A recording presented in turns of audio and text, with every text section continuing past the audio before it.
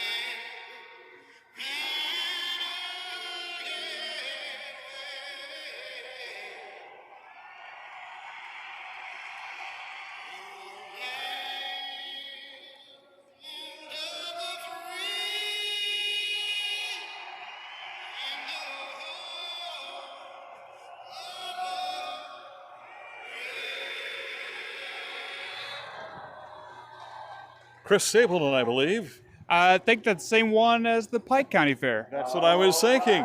And off to our left are the public address announcers for tonight. We have Dan Riddle off to my immediate left, and Todd Holdren is also over there too. But we are ready to get underway with the Big Ten Tug of War. And with the Big Ten Tug of War, we've got the Michigan Wolverines and the Indiana Hoosiers. Of course, the Hoosiers won the national championship this past football season. Michigan, we understand, is being driven somehow by Bo Schembechler, come back from his heavenly abode to drive for Michigan. And for the Indiana Hoosiers, we're told that Bobby Knight is doing the same thing. So it's a wonderful night. We've got two legends behind the wheel of a tug of war. Do you have any predictions? I have a feeling Michigan's going to win. That would be my guess. But I know who our good friend would love to see Indian win again. And that would be Matt Bruning. Oh, yes. I forgot about that. I was thinking about your son because he's a Michigan fan, is he? Yeah. I didn't want to have to talk about that, but yes, he is.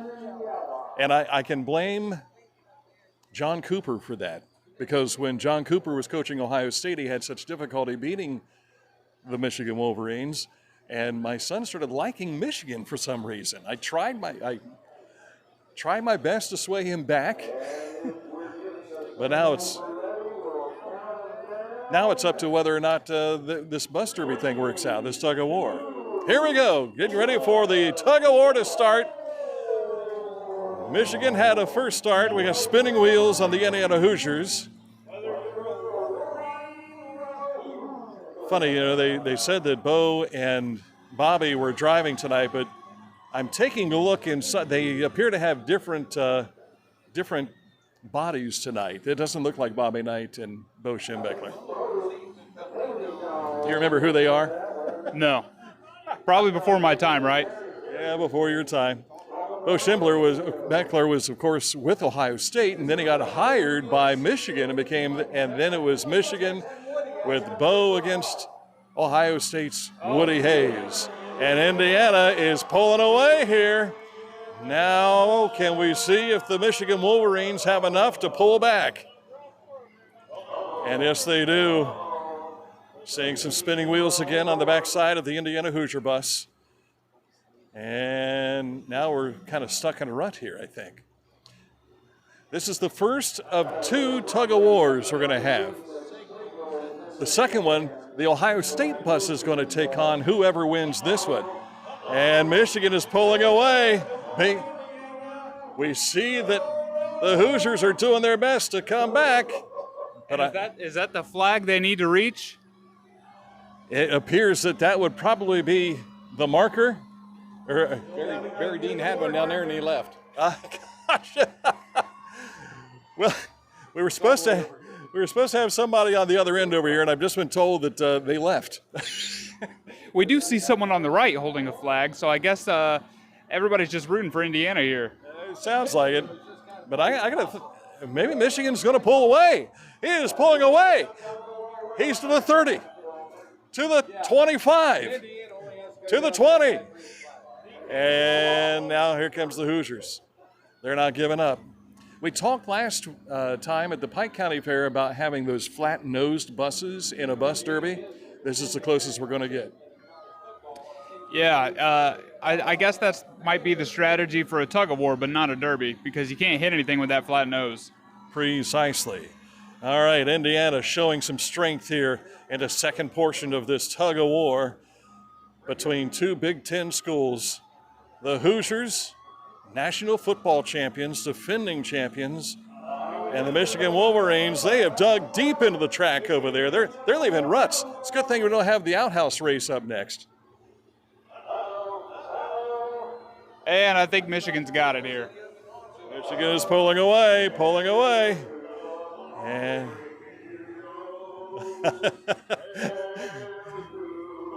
Todd Holdren coming out with the Michigan Wolverines theme song here, the fight song. And it looks like Michigan is going to pull away. Eat my dust, says the Michigan bus. Hoosiers, you might have won the national championship, but you didn't win what matters. Maybe Indiana's pulled a hamstring here. Is it possible in a tug-of-war of school buses? I wouldn't think so, but I wouldn't count anything out either. Looks like Michigan has won. They have taken the tug-of-war chain off of the bus. And here you see Indiana moving away. So it's going to be Michigan moving on to the next round and taking on the Ohio State bus. So we're going to have Heat 1 of the school bus derby. And after Heat 1, they'll come back with the Ohio State bus against that Michigan Wolverine bus. I think the real winner is the chain. How did that thing not snap? Good question. That's a pretty strong one. Here's what we have for you. Heat 1. Well, let me give you Heat 2 first, since we've got time for them. Huntington High School buses will be driven by Lori Howard. Unioto is going to be driven by Jace Zickafoos. The Southeastern bus driven by Tammy Hutchison. Chillicothe High School's bus will be driven by Chris Wogan, and the Pickaway Ross CTC bus by Todd Jean. So that is your Heat number 2. But coming up here in just a moment, they're going to have a bit of a parade of the buses. And in Heat 1, Paint Valley's bus is driven by Brandon Crouch. St. Trace is driven by Aaron Hupp. Adina's Michael Wilson will be behind the wheel of the Adina bus. The Pioneer Center bus, Logan Bennett. And Paul Dorrance will be driving for the Ross County Christian Academy. So that'll be your first heat. Paint Valley, St. Trace, Adina, Pioneer Center, and Ross Chillicothe, or I should say Ross County Christian Academy. Surely that's not the same Logan Bennett that I went to high school with that played football for Adina. It is, because I was downstairs, I said, why would I be familiar with this name? He says, basketball and football, remember? Yeah, and he was like 6'5". That's why you remember him in basketball. And he's still 6'5". He looks like he's gained a little weight, though, and any basketball coach or football coach I've ever talked to, after their kids leave high school, it's like, man, why didn't you weigh that when you played for me? We'd have been dominant. But now you're in a school bus derby, and it doesn't matter what your weight is. Yeah, the school bus is carrying all that weight for you. Exactly. We have legends off to my left here, and these guys have been involved with the 4-H Junior Fair Night and everything throughout the years. They've been educators. They have found their way to Huntington schools, and Todd Holdren spent so much time at Zane Trace, but now with Huntington. Dan Riddle recently retired from Huntington, and here comes the parade of buses. Kingston National Bank, one of our partners on Litter Media, sponsoring the Zane Trace Pioneer Bus. One of the differences we've seen already is they didn't take as much time to paint these buses as what we saw with the Pike County buses.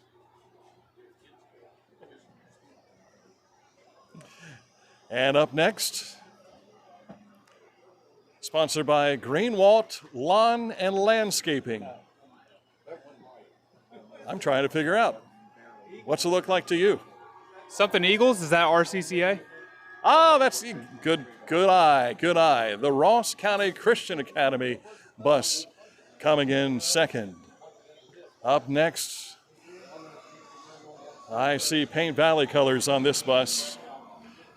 So the Zane Trace bus getting in front of us here first. And the RCCA bus is just about ready to come in. And here come the Paint Valley. McFadden Pharmacy and Frednex sponsoring the Paint Valley bus. We've got friends, of course, with Casey McFadden and also with Frednex, one of our fine sponsors for anything we do, Huntington and Paint Valley. So they will be back with us again during football this year. Making his way past us in that RCCA bus is Paul Dorrance. Paint Valley bus making its way into the ring. And here comes the Adena Warriors bus, sponsored by Harper's Garage and Towing Service. See Carter Elliott's name on the side of there. Wonder if he had something to do with getting that bus in here. I didn't hear what you just said. I need to take my other headphone off. Can't listen to two things back and forth, huh? Well, I'm hearing the same thing, just at different times. Gotcha. It gets worse. You've only got 1 year of marriage, but it gets worse. And the Pioneer Center bus, sponsored by Beers Run Mud, making their way. Go Tigers! These are the first contestants in round one, the first heat tonight. Now we've got 3 that will be at the south end of the track, 2 will be at the north end of the track, and in the drivers' meeting they said no front nose shots during the first 2 heats. Then in the top 3 will advance to the championship round. So we'll have 6 buses going at it in the championship round, but 5 in this heat and 5 in the next heat. So here's the natural next question. What if 6 buses don't survive until the championship round? That's a good question. Whoever's left, I guess, gets right in there. Do you have a favorite of the designs we've seen so far? Well, you know, the Columbia blue of the Adena Warriors really stands out.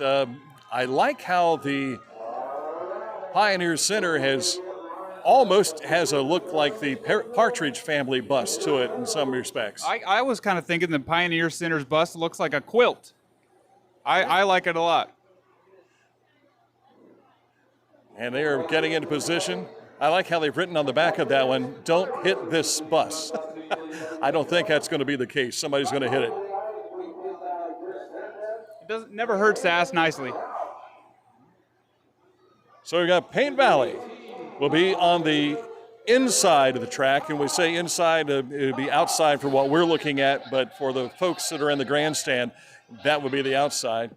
But then we also have the Ross County Christian Academy bus is the one in the middle, and on the outside is the Zane Trace bus, which would be the inside to us here on camera. You know, I got to say, Pike County showed up better for our live stream than Ross County has so far. If you are watching this, tell your friends. Tune in to the Bus Derby on Litter Media. Precisely. And it's all free.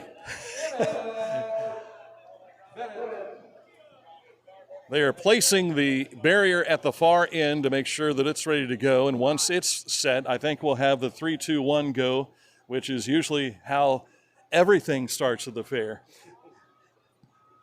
And the firemen are getting into place as well. Union Township is on hand here this evening. They'll be operating a lot of that, I believe.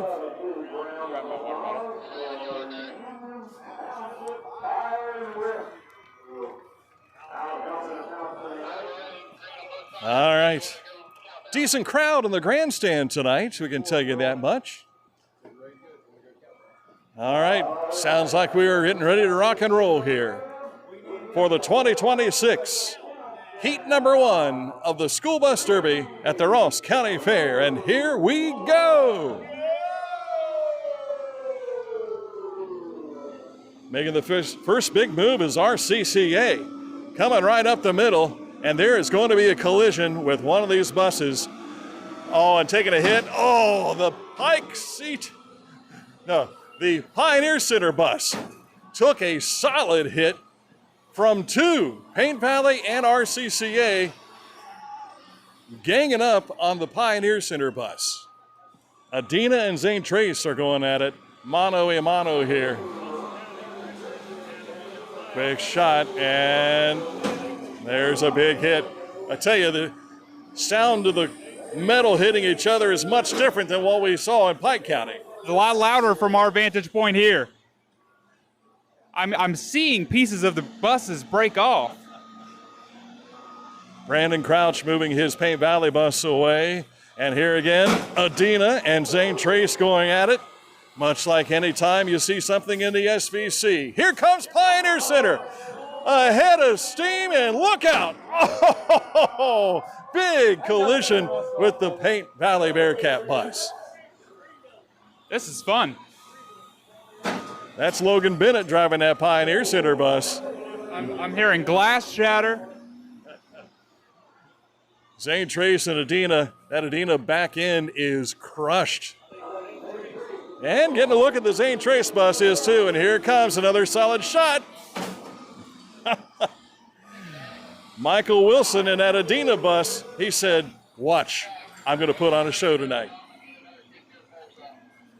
All right, so it looks like Pioneer Center is pushing the RCCA bus around at will right now. And here comes Adina again for another shot at Zane Trace. Oh, that was a lid lifter. The hood goes off the front of the Adina Warrior bus. And now RCCA back with another attack on Pioneer Center. It wasn't a solid hit, it was a soft hit. And here come the Paint Valley Bearcats.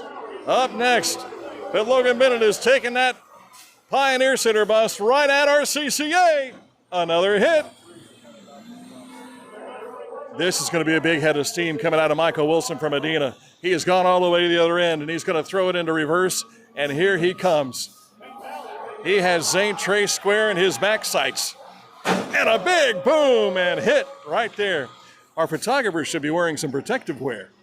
You can see RCCA has the strategy down pat. When Logan Bennett of the Pioneer Center bus is moving to hit him, they move with the Pioneer Center bus. They're going with the hit and taking less damage as they do. And for the Paint Valley bus, they're in a situation where it's difficult to find somebody to hit because you're on the outside and you're not able to get inside to make a hit. These Adina and Zane Trace buses are just beating up on each other. The Adina hood has lifted up, and now the Pioneer Center gets into the Paint Valley bus on the far side. But the hood latches are off on the Adina bus, so you're going to see that every time there's contact, and when he puts the brakes on, the nose goes right up.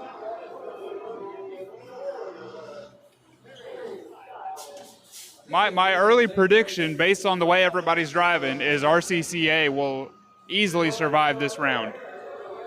They take the top 3 and they move on to the championship round. Paint Valley is trying to track down the Pioneer Center. And here comes a head of speed from RCCA. Now he just needs to be able to angle to make connection. Into the side of the Pioneer Center bus. If I'm making predictions, and I am, Zane Trace and Adina are going to be out of here. They're hitting each other way too hard. The bumper is laying off the back end of that Adina bus, and here's another big connection. Oh, and that put the hood back on. Cornered is Pioneer Center, Paint Valley, and RCCA. RCCA gets on the inside. And now Paul Dorrance pulls his machine to the side. And here comes Pioneer Center. Goes right between the two of them.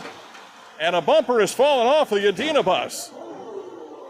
That's going to be problematic for Michael Wilson. He's lost that rear bumper, and that's going to be a problem. And, oh boy. It's raising sparks. Here comes another solid hit from Ross Christian Academy. King of Kings pushing him back. Speaking of the Pioneer Center, and right up to the end, we've got a red flag stop here. We've got debris that needs to be removed. In the same respect, I don't see any movement out of that Zane Trace bus down there. Yeah. All I know is I'm smelling somebody's elephant ear, and it smells real appetizing. We've seen a lot of action so far in this first heat. Yeah.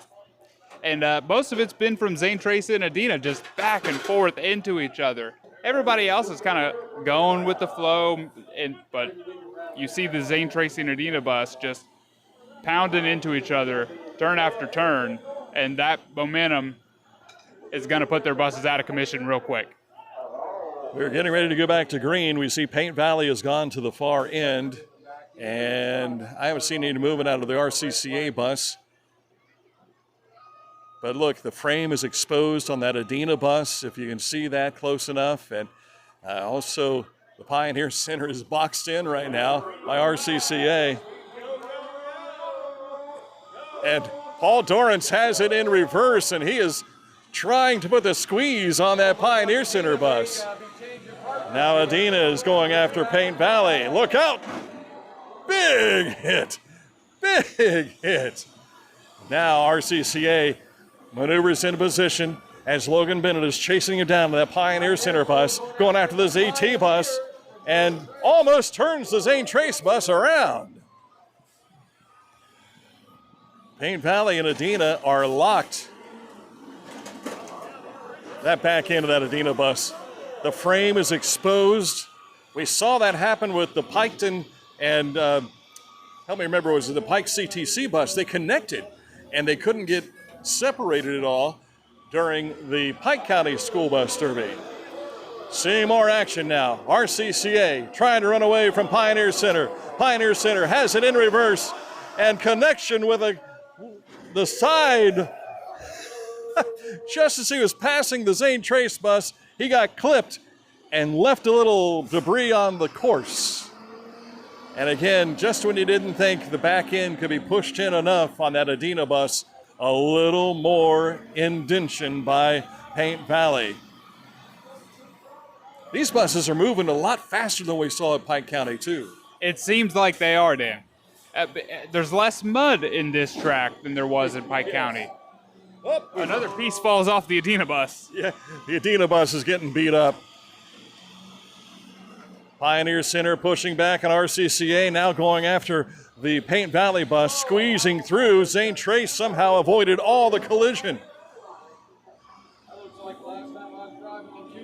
Tiger bus getting on the horse. Look at these things go. We didn't have that kind of speed at Pike County. I can't keep up with it.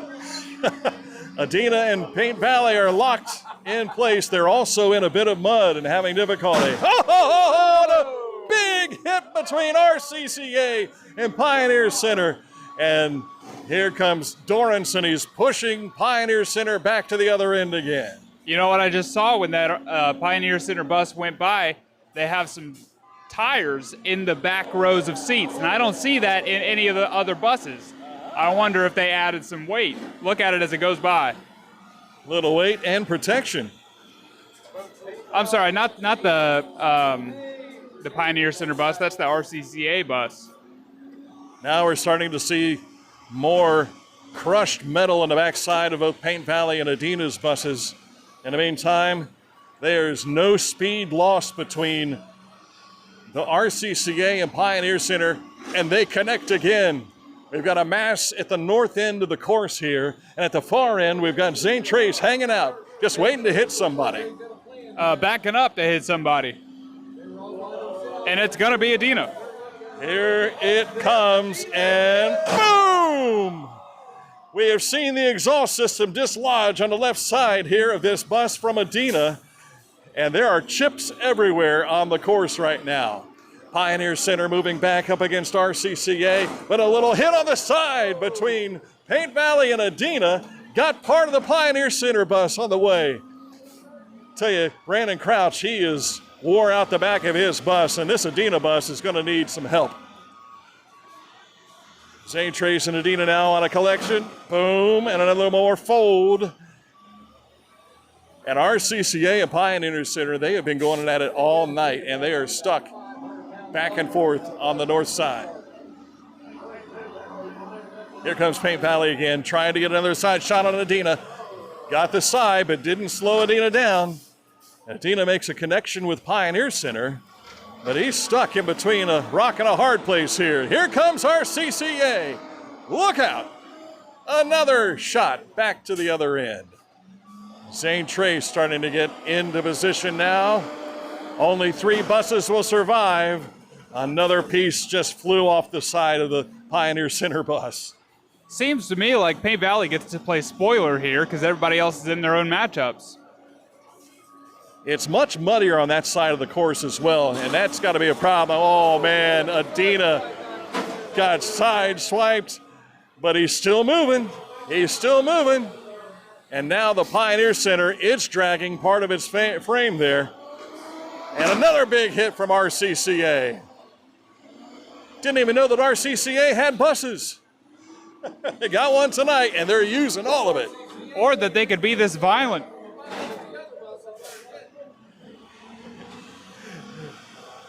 Adina getting in position. Paint Valley, Brandon Crouch making his approach again. And another collision here. It's coming, it's coming, it's coming. Boom! Wheels are still spinning. Oh my. That's gonna, they are stripping the metal left and right off of here. And if they're not careful, they're gonna end up with a flat tire running over this metal. Zane Trace taking a bad hit from the Adina Warriors. Pioneer Center and RCCA, man, they have been at it all night long in this first heat. And here comes Paint Valley again. He's slowed his speed, but he's going to make connection. Oh, something just popped. Was that a tire?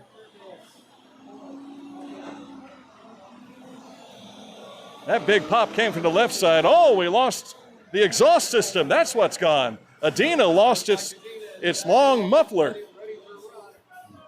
So its engine's not going to be muffled very much now, but it's probably going to give them more power with that engine as well. Seems like all the buses are going a little bit less fast than they were a minute ago. Well, you got to think that the drivers are starting to wear down a little bit too. This is a lot of physical activity. I mean, you're using that mirror, you're turning your head, you're going back and forth, you're shifting gears, you're steering and putting it in reverse for a big hit like that from Pioneer Center on RCCA. And oh, these two almost tipped over, speaking of Adina and Paint Valley. Zane Trace, meanwhile, is just hanging out, taking it easy. They have the least amount of damage, it looks like, on their vehicle. And that surprises me. Look at the rear end of that Paint Valley bus right there. And Adina coming back for more, pounding on Zane Trace. That lifted the vent lift off the back on top of it there. We've got a big, giant exhaust system down to our left. We've got sheet metal in different areas, and we stopped everything for just a bumper, but the bumpers are gone. I like that we can see RCCA has its headlights on. He's got one going at least, that right headlight. He might need it later. And we've got a red flag. We've got a red flag. All stop. Our drivers stop. Drivers stop. I have a feeling that maybe, just maybe, they're going to go out and pick that up and pick up some of the other debris that we have out here. What do you think so far this first heat? We're definitely seeing more speed than we did down at Pike County Fair, but I don't know that we're seeing more damage or the same amount of damage. What do you think? I think more damage. Now, you know, we only had one round with the Pike County school bus, but here we have seen a number of quick actions back and forth, but they don't have the wet track like they had down in Pike County. You're right. We've been going for just about half an hour now, and some of these buses are more torn up than the Pike County ones were at this point in time. I didn't even think about it, but I mean, look at the back of that Adena bus and the back of that Paint Valley bus. Those are looking rough. And makes you wonder what it's going to be like when they go back into action on the second heat. Yeah, I'm excited for that. I'm hoping to see some smoke coming out of the engine, some fluids leaking. Well, once they meet each other in the championship round, they'll be able to go nose first as well. Now, you want to protect that engine as much as you can because you're not going to go too far without a motor. But if we look back on how things went for the Pike CTC bus down at Pike County, that thing just kept going no matter what you hit on that bus. And if you can sideswipe someone's hood with the rear end of your bus, then all the better for you. Yes. While we have a break in the action, we see that the Ohio State bus is getting into position, ready for the tug of war. The Big Ten tug of war was won the first round by Michigan, beating Indiana, and then they will find themselves coming back for the next tug of war between either Ohio State and Michigan. One of those is going to win. I think it's going to be Ohio State. That'd be my guess. Let's all hope. Well, we have seen I Love My God. We've been working on them. Eat, Die, it says on one side here, King of Kings, and everything on the side of the Ross County Christian Academy bus. All those sayings and everything, but they have been punishing as if David is out here with Goliath here tonight. Pioneer Center, that backside is pretty well beat up, but the backside on Adena and the left side is also upset. Paul Dorrance is ready to go. We're still red, and they think we're green. Driver stop. They can't seem to. They need to wave the red flag a little better. Stop. You feel like you're on hall duty again, Todd? Nobody ever listens to the principal. Two administrators to our left, and they said it's just like the kids. You know, they never listened when we told them to stop, and they weren't stopping here. No, they were. They were ready to get back to it. They said, "What are we waiting on? Let's hit each other." All right, we are green back again, and RCCA right back at it with the Pioneer Center. Adena, how is that bus still moving? The backside.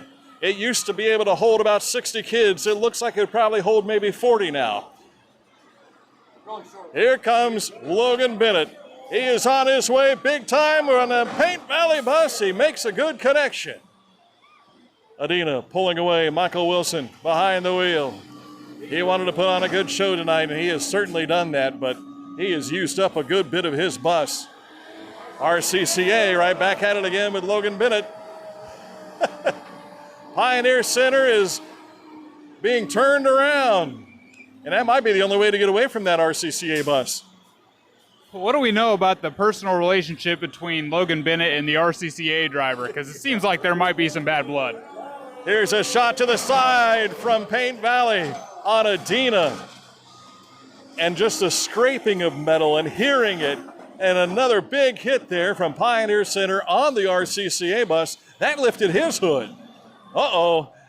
And now he's taking a shot to the front side. That's going to be detrimental to this Pioneer Center bus if he can't protect the motor, because you want to advance on to the next round. Zane Trace, meanwhile, has not moved in this whole heat. They're still hanging out at that far end. Oh my, RCCA and Adina gets lifted up off the ground. Pioneer Center, right inside of us here. Adina on the move to the north side of the track. Here comes Paint Valley, and scraping down the side is Pioneer Center on Adina, and Paint Valley gets into the mix as well. The crushing of metal. It sounds like we're at a junkyard, and we've got a lot of junk out there right now. Michael Wilson, he couldn't see where he was going because the hood was up. Oh, He takes another blow. Hood is up off of the Pioneer Center bus too. And Brandon Crouch getting the Paint Valley bus in position for another hit and strike on Adina. Is Zane Trace out?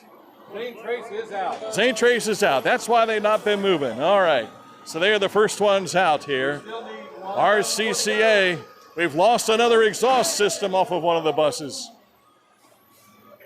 RCCA just ran over top of that. Paul Dorrance behind the wheel there. Here comes a run from Pioneer Center on Adina, and a big hit there, and Paint Valley comes by to jump again. Oh, and another big pop. I think we lost another exhaust system.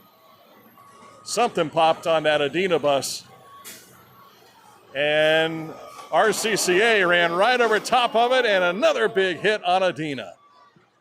We have three good moving buses right now. Paint Valley, Ross Christian Academy, and Pioneer Center. Here they come. Pioneer Center's Logan Bennett. He is in reverse, and he has got one thing in his sights in his rearview mirror. It's the Adina bus, and another big hit, pushing him to the side. And here comes the Eagles, Ross Christian Academy, on the way. This is going to be a side hit on Adina, and there it is. these three drivers realized that Zane Trace is out, and they said, oh, all we need to do is get Adina out, and we move on. Right.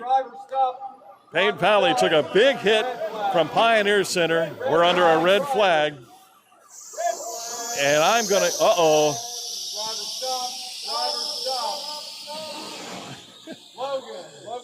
With the helmets on, they have difficulty hearing time to stop. But that bus for Pioneer Center started screaming. I think a belt might be tied up. It's starting to smoke, and we smell it. We smell the burning rubber there. We smell it, and we heard it. And Logan Bennett did not hear stop because that thing was screaming. And it just started screaming just before the red flag came out. Now, we may have a situation where we only have two buses left because Adina has been sitting in this corner. They are out because look at that axle. Take a look at the rear side on that. Let's move that camera over there so you can see it. He's all twisted up, and he is not going to be able to go anywhere.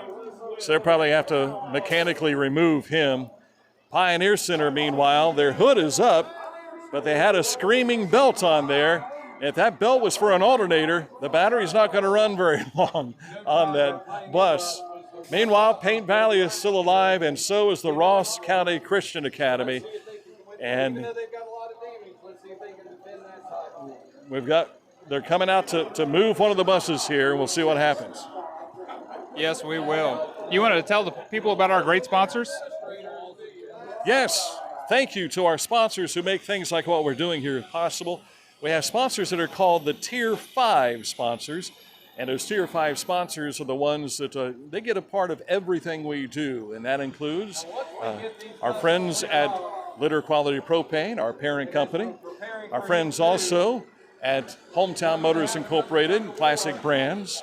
But that also includes the likes of Tomlinson Insurance Agency, also Pickaway Ross CTC, and also the Pike County CTC, all Tier 5 sponsors that we have, and they help put on things like this.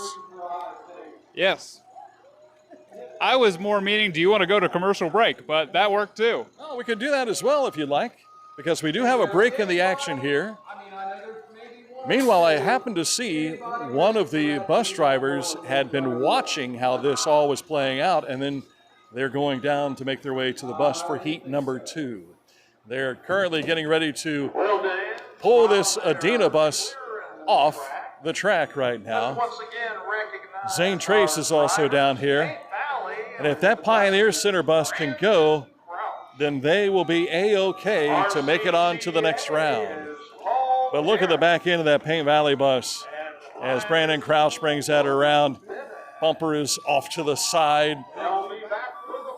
The back end is crushed in as well. I wouldn't want to ride that bus to school. So it's going to be in the next heat. RCCA is advanced on into the championship round along with Pioneer Center and Paint Valley. So Logan Bennett, Paul Dorrance, and Brandon Crouch, they have survived heat number 1, and they are going on to the next round. Want to take a commercial break? We will do that and be back with more in just a moment here on Litter Media. For Ross County. From the breathtaking outdoor adventures to the historic sights of Chillicothe and family-friendly events and festivals. Explore more at visitchillicotheohio.com or download the free mobile app today.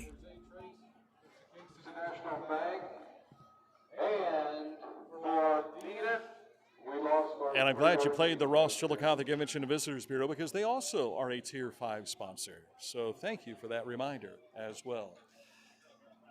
So they're gonna clear things here for the first heat. Then they're gonna come out and they'll have the Ohio State bus go up against the Michigan bus in that Big Ten tug of war. And then they'll set up the next heat.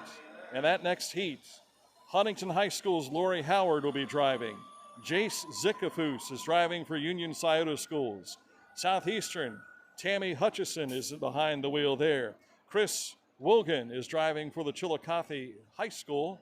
And also the Pickaway Ross bus will be driven by Todd Jean. So we've got a number of folks that are out there that have seen this first heat. Now they're preparing for the second heat.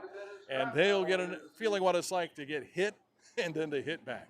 But they've also seen the driver strategies that are going to be entering into the championship round. Well, I guess those same drivers will also get to watch Heat 2. So no one has a distinct advantage going into the championship round. But you know, you need to do your best to protect your bus as best as you can. You want to inflict some damage, but you want to protect it as much as you can so that you can make it to the championship round. In that championship round, the strategy will change a little bit because you can hit the front end of their bus, and that often is what is the difference maker. Because if you hit the front of that bus, hit a tire, take a tire out, then they lose their steering capabilities. You got to wonder how fast that championship round is going to go. You'd think it's going to be quicker than Heat 1 and 2. And we've been watching storms make their way here, so we hope that that championship round is done before the rain hits. We looked at the radar before this, and it shouldn't be too bad. Maybe some rain, but not a crazy amount of stormage like there has been. Yeah, nothing like what we've experienced so far this week. They are using, trying to pull this St. Trace bus out over here. I'm kind of wondering if Todd Holdren ever drove that bus.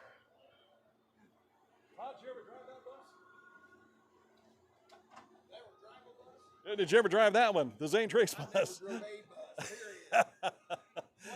He's more of a rider instead of a driver.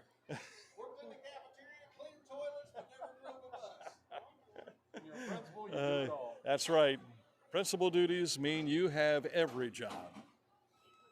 So they're taking a good bit of time to clean things up here, but they left a lot of debris out on that course here so far. Can't clean it all up. That'd take too long.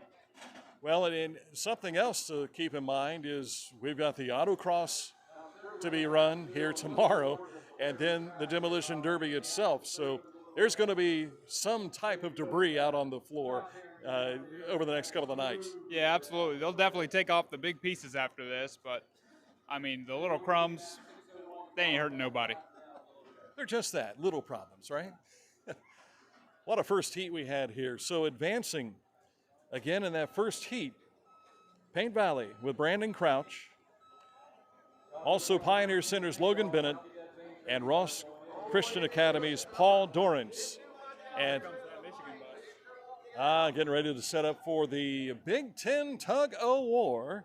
And that is coming your way next Now, they told me that Bo Schembechler was driving the Michigan bus, but they never told me who Ohio State was being driven by. I'm guessing Woody Hayes has come back for this one as well. Why not bring all the legends? Yeah, absolutely.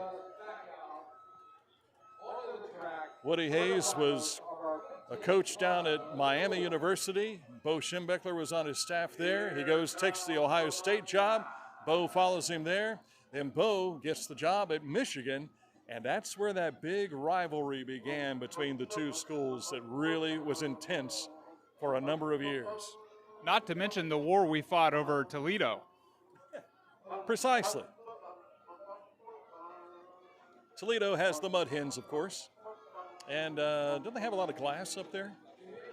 I'm not sure. Trying to remember if they're famous for their glass works, much like what we have in Lancaster.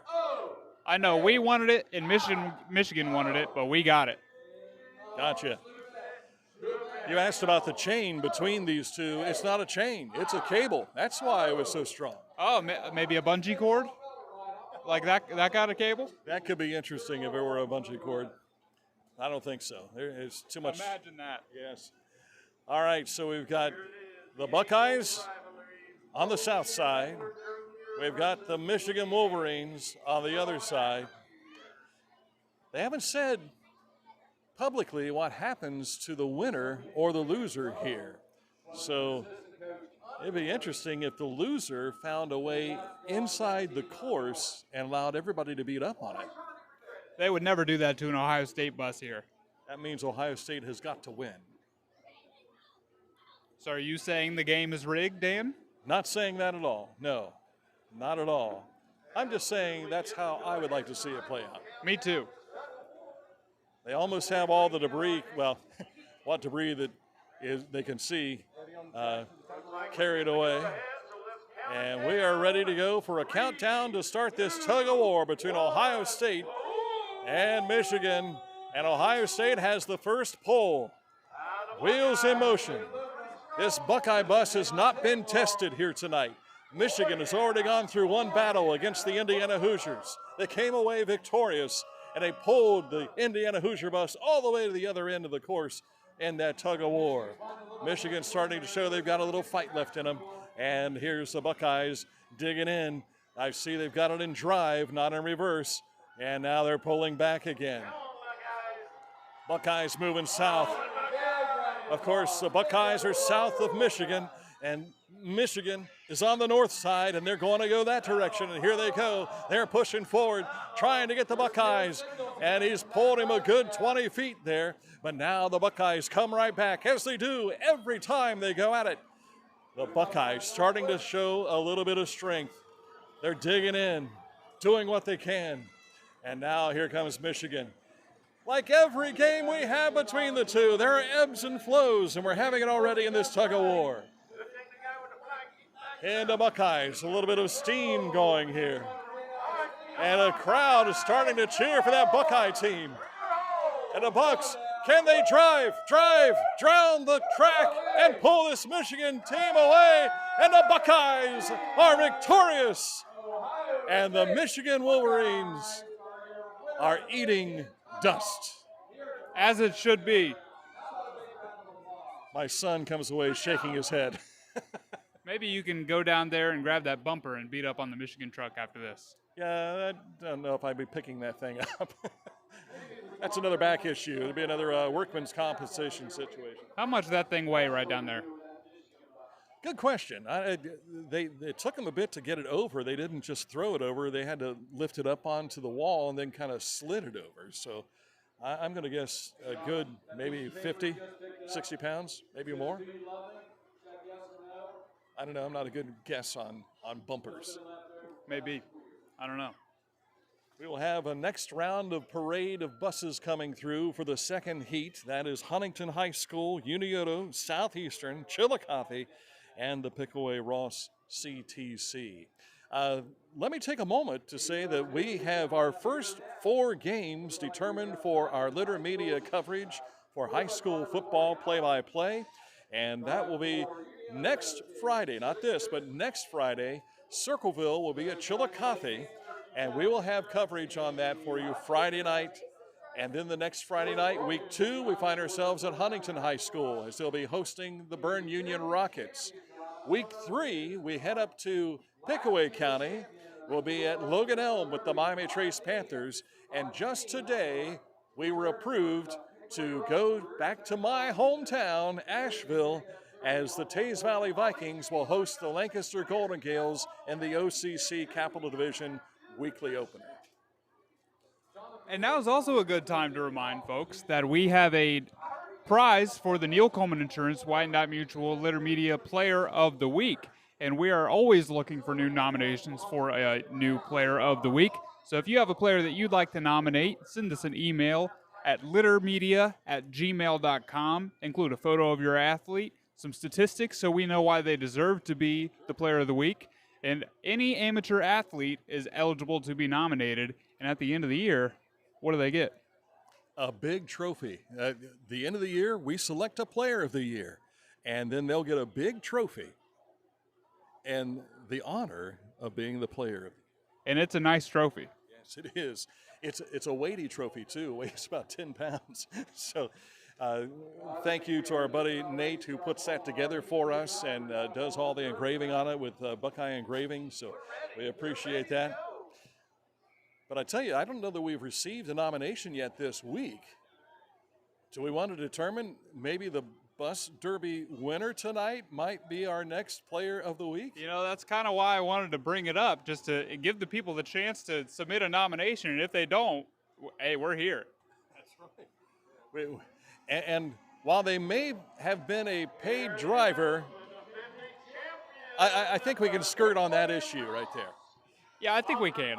This is a sport. All right, our first bus coming through is the Pickaway Ross CTC bus. Bales Construction is the sponsor of that bus. Burger King is the sponsor of the next bus entry. And I believe that is the Southeastern bus. Yes, it is. Southeastern making their way down through here. Tammy Hutchinson. We saw Tammy downstairs earlier. Met her during the drivers' meeting. She was super happy to be involved in this action and put down some pressure. And the Unioto Sherman bus is coming through as well. Buckeye Metal Sales, driven by Jace Zickafoos. And you see a bus that's got a little bit of green on it. That is the Huntington High School bus. That's driven by Lori Howard. And look at the sign, says, "I love you, Gary Howard." How about that? That's ain't love grand, as they used to say. And then the Chillicothe Cavalier bus as well. That bus is driven again by Chris Wogan. And Ohio Tree Service is your sponsor of that bus. So 5 buses ready to go in this second heat of action. Again, we've got Lori Howard in the Huntington bus, Jace Zickafoos in the Unioto bus. He's honking the horn. It works. Also, Tammy Hutchison driving the Southeastern bus, Chris Wogan in the CHS bus, and Pickaway Ross driven by Todd Jean. So we have 3 buses at the south end. 2 buses will be at the north end. Huntington and CHS will be up at the north end. South end has Pickaway Ross CTC alongside of Southeastern and Unioto. What's your prediction in this one? You know, last year I seem to remember Unioto sitting out of the way for a long time, and everybody thought they were out of it, and then they kind of came back and started wreaking havoc. So I wonder if there's going to be someone employing the same strategy here this year. My question is Jace Zickafoos old enough to drive a school bus? Wasn't he just playing for the Unioto Shermans? That's what I was wondering about Logan Bennett. All right, so Lori Howard getting her bus into position up here for the Huntington Huntsman. They are backing in right now, that CHS bus with Chris Wogan. You were here last year. Who won last year? Do you remember? I think they just said Pickaway Ross is the returning champion. So that's not out of your brain; it's out of theirs. Yes. I'm concerned about Riddle and and Holdren. I trust their information more than mine. All right. Shortly, we'll get the 3, 2, 1 go and an opportunity to see these buses go at it again. If you do want to find out who won last year, we have the 2025 Ross County Fair School Bus Derby on our YouTube channel. So feel free to go watch that after this is over. We should have used that as a little pregame fodder, so to speak, so we can look back and maybe next year we'll have this to look back at. We'll prepare some highlights for the pre-show. All right, Union Scioto, or the Union Township Fire Department getting into place, getting ready for this next round. Heat number 2, 3 will survive to advance on to the championship round. Already in that championship round are the Paint Valley, Pioneer School, and RCCA buses have made it to the championship round already. All right, here we go. Getting ready for the 3, 2, 1 countdown. First initial hit of the heat number 2. Cavaliers are moving out pretty quickly. And get, surprise, surprise, Unioto and Chillicothe go at it. Huntington goes at it with the PRCTC bus, which is representing everybody here today. And left alone in the middle, the Southeastern Panthers, where it says, Panthers rule. And here comes another hit by Unioto on the Chillicothe bus. And Chillicothe just kind of hung out there and let him come up, and it softened the blow, so to speak. But he's being pushed all the way back to the barrier. Here comes Southeastern, the first hit on Huntington. Oh, that popped a piece right off the side. Tammy going at it against Lori. Watch out. Here comes Pickaway CTC getting a piece of that Huntington bus. So Lori Howard, she's suffered the most damage already. A couple of pieces falling off even as we speak. And now she's ready to put on some pressure. Kind of a love tap, so to speak, from Lori there on the side of Pickaway Ross CTC. Southeastern left stuck in the middle again. And quickly, Todd Jean puts on the brakes. And I think he's going to work a little Southeastern strategy here.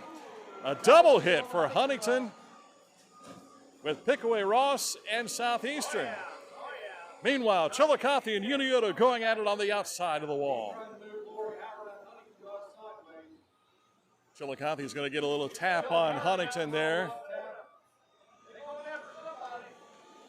And here comes Pickaway CTC.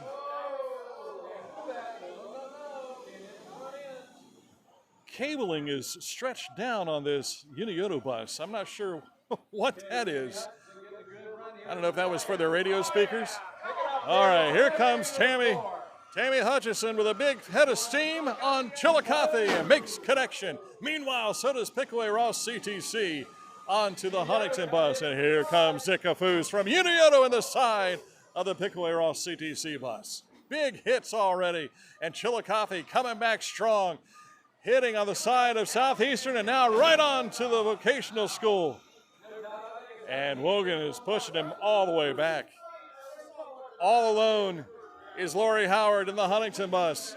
And she is coming back, and here comes Zikafoos, and a big collision between Unioto and Huntington. The Shermans and the Huntsmen going at it. Here comes Chillicothe coming back again.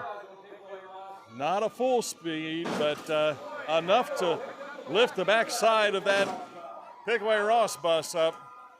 And there's a connection between Southeastern and Huntington. And again, more debris falling off of that Huntington bus. And now Pickaway Ross has the back end of their bus on the nose of the Unioto bus. Meanwhile, Southeastern and Huntington goes at it. Now they've dislodged from one another. And Chillicothe, painted by the class of 2019, it looks like. That's been a while. That's a little throwback, huh? You almost didn't get the brakes on. That was when I graduated.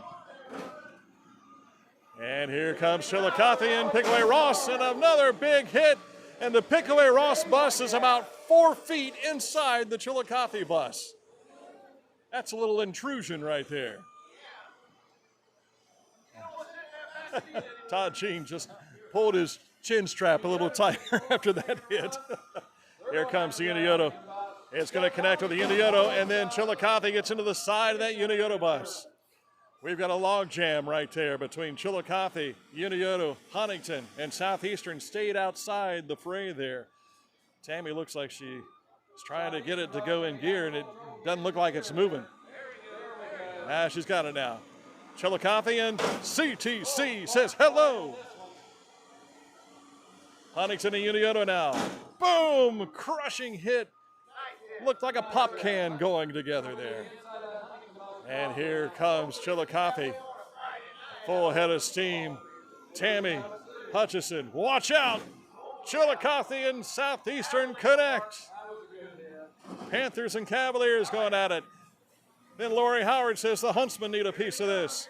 And here comes Unioto again on Chillicothe. Boom! And Pickaway Ross CTC. We've lost another muffler. Somebody popped a big one. I bet it's off of that Chillicothe bus. I see the exhaust dangling down. So here. That Huntington bus appears to be a full row shorter now than all the other buses You're right. because of how caved in that back is. Chillicothe just taking 2 hits, one from Unioto, then the other on Payne Valley. And Wogan was trying to get over to the Southeastern bus, but the others came and intruded on him there. Here comes Howard. She's going to hit that side of the Pickaway Ross bus. And back comes Wogan with Chillicothe on Pickaway Ross, but he misses him completely and scrapes down the side. I don't think there's any side view mirrors left on that bus. And scrapes him back the other way. Unioto and Huntington meet in the middle. Here comes CTC and Chillicothe again. The exhaust pipe has completely fallen off now, that Chillicothe bus. So we're probably going to have a red flag when they separate. Southeastern's moved down to the other side. Oh, and not only did... I can't see that side of the bus, but Chillicothe's bus is being pummeled here by the Pickaway Ross bus. Huntington and Unioto meet again in the middle. Pickaway Ross, CTC. I think they took a big shot and a piece of the side of the bus of one of the buses. I don't know, I can't tell that it's got blue on the side. It's probably Chillicothe's. Looked like they were stuck together for a moment, but got free. Another strong hit between Southeastern and Huntington. And this Chillicothe bus is almost lifted off of its frame. Frame on frame here, and more penetration by the Pickaway Ross CTC. And Unioto coming in for a strong strike on Huntington. We got to get that piece of metal out of the way here. They've been running over that. And then side of the sheet metal on Chillicothe is over there. And Chillicothe and Pickaway Ross CTC going at it again. Todd Jean doing some damage. But Wogan has done a lot of damage to his bus. He's been using this bus to hit people.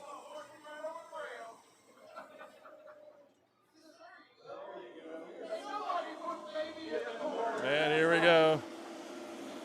Big strong run by Zickafoos coming up on Huntington. And it looks like he kind of slowed up a little bit just before the hit.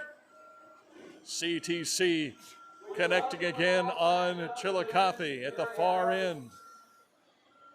Tammy Hutchison gets the Southeastern bus in position. She's making a run towards Huntington. Here it comes. And another big hit. And now CTC and Chillicothe just pushing each other around. And Zickafoos comes in with the Unioto bus and hits into the side. We have bumpers and frames completely exposed right now. It is a fork in the back end here of this Chillicothe bus, and another big, humongous hit between CTC and Chillicothe. And there we go. I wasn't sure if they were going to get separated or not. Wogan runs right over his exhaust system and then uses those forks to go right into the side of the PRCTC. You get a tire on there, and that's going to bust it, and nobody will be able to go anywhere. Look at the frame. It's now curved from that hit. His fork is turned into a spork. And another big hit. And another big piece flies off the side, our near side here. Uh-oh. That looked pretty rough for Gene. He's trying to pull it. He might have some damage in the rear differential there as Wogan continues to apply some punishment. There is twisting metal underneath of both of these buses as it goes back and forth. And now his wheel is spinning on the metal. He's not going to go anywhere with that. Yeah, he is. He said, yes, I am. And he proves me wrong.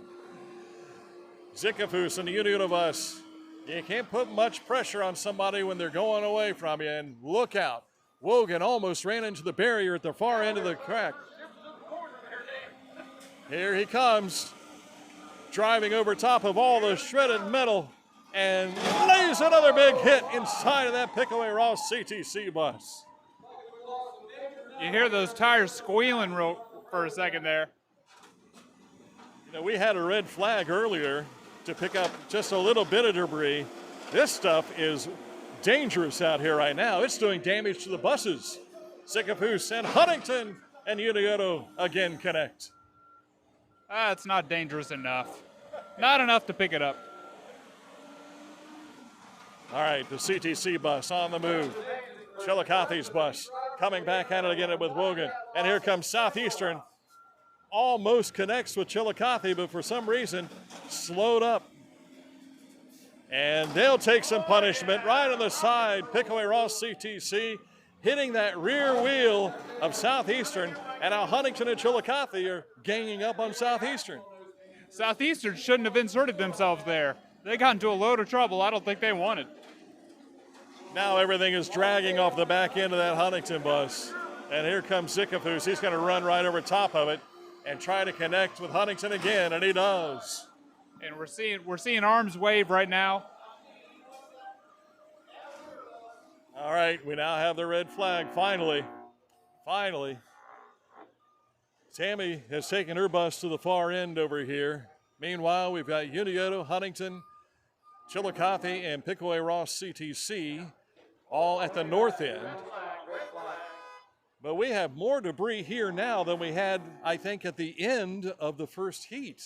And this is heat number 2, and we're going to see these guys come out and pick this stuff up. You better put gloves on when you grab that stuff. Some of it might be hot. Yeah. And rusty. They'll have to go to the Ross County Health District and get a tetanus shot. And we don't want that.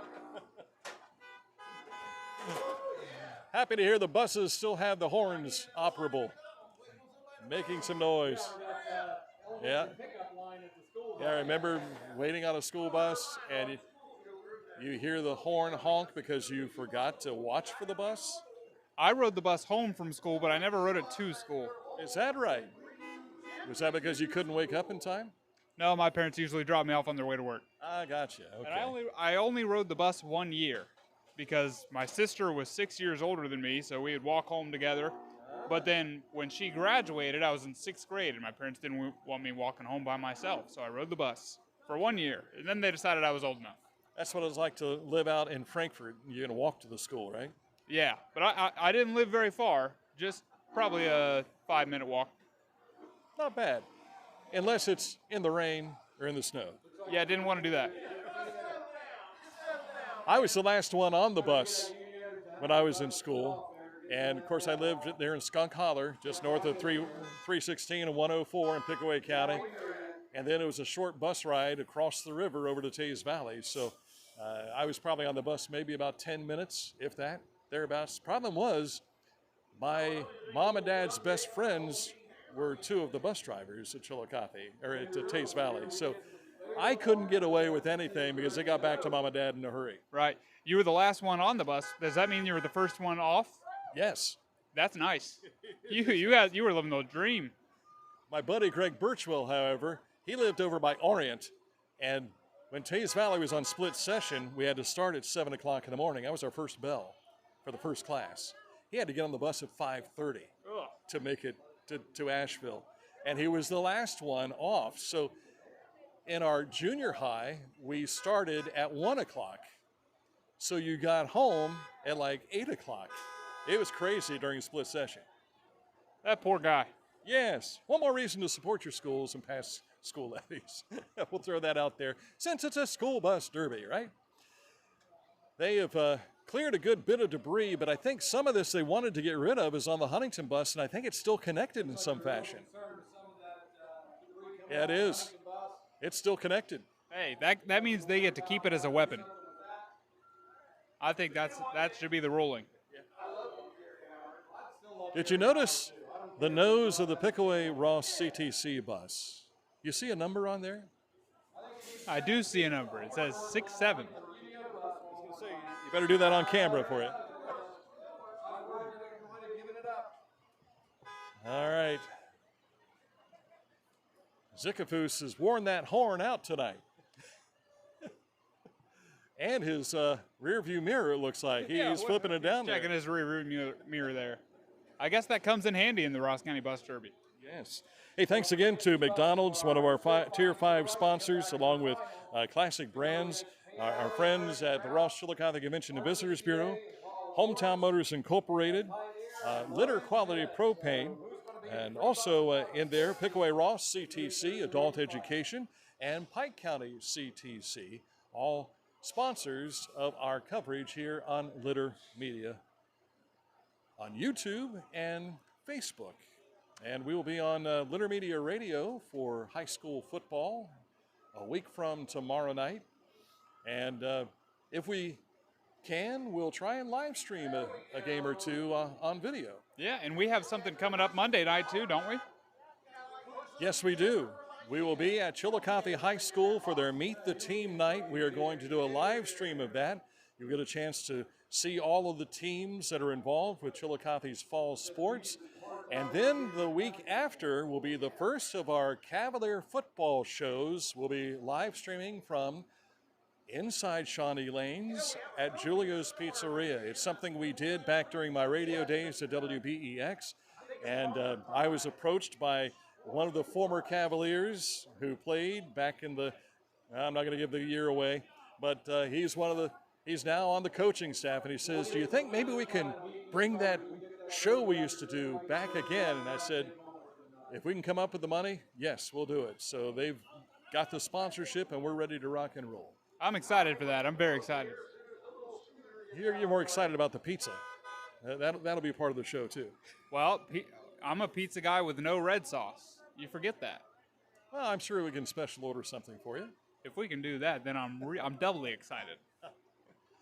A break in the action here as they have cleaned up some of the debris. I don't know if they managed to tear that off of that Huntington or not.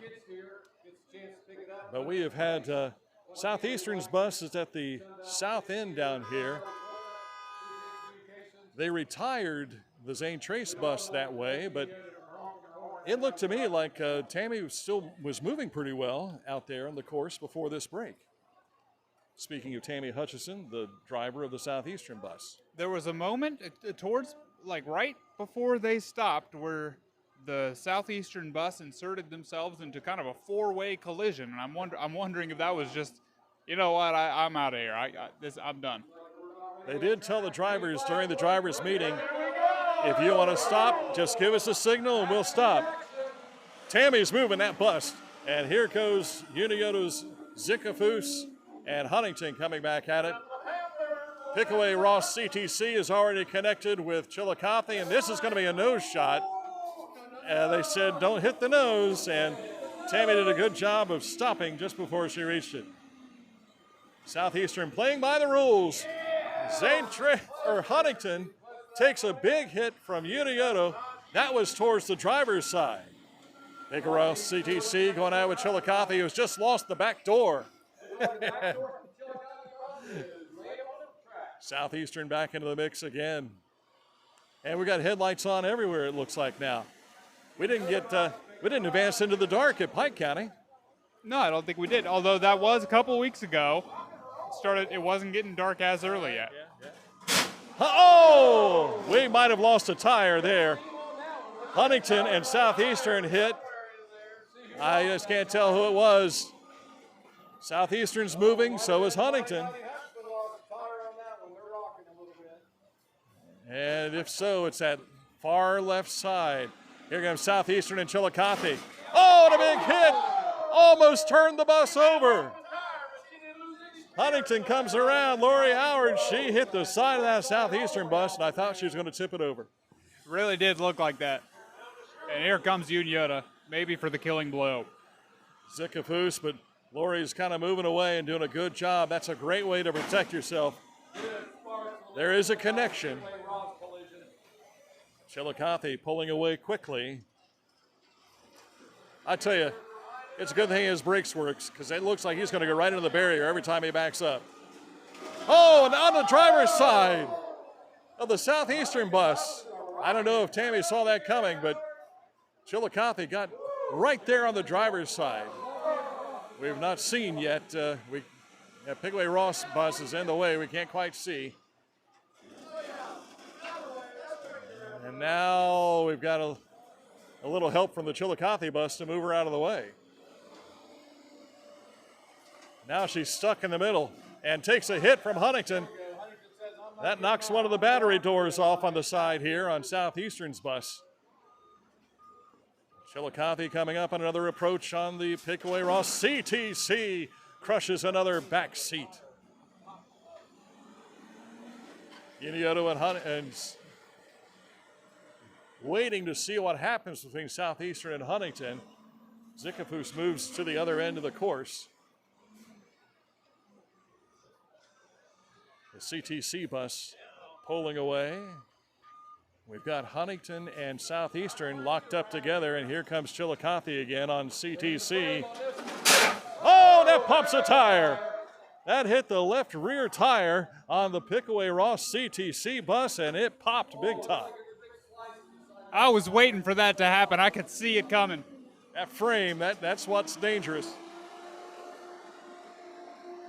And another hit between Unioto and Huntington. Here comes Southeastern, Chillicothe, and Pickaway Ross. And another big hit. Sparks flew off on that one.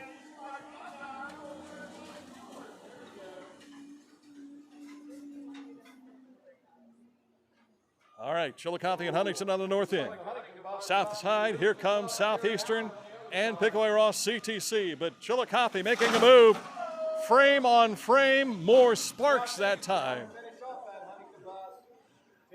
And the bus, left rear wheel on the Pike CTC bus is starting to go down. The Chillicothe's frame has been bent again, so it's not quite as exposed as it was. Another big hit. Unioto and Huntington, and the inside protection is falling out of the Huntington bus. Maybe some stuffing from the seats in there. Kind of looks like the foam you might see in some of the protection that you see on race night at our dirt tracks. Chillicothe has it in gear. Here I come in reverse.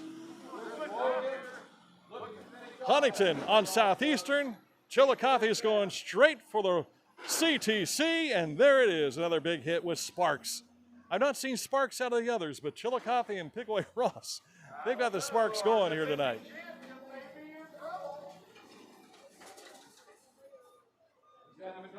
Here comes another opportunity for Chillicothe to put another hit. And he's going to turn his sights on to, oh, that might have been a bad decision. Not a good decision by Wogan for Chillicothe. He takes a side blow from the Pike CTC bus. You can see here, Huntington has a headlight dragging on the ground, but it is still lit up. It's popped a Huntington Huntsman eye out. And again, Chillicothe leaves the side of their bus exposed. And coming into the side is the CTC bus, but he's still moving okay. And Southeastern comes in and pushes Huntington forward. And then they take a little pressure. And here comes Chillicothe into the back end of Pickaway Ross CTC.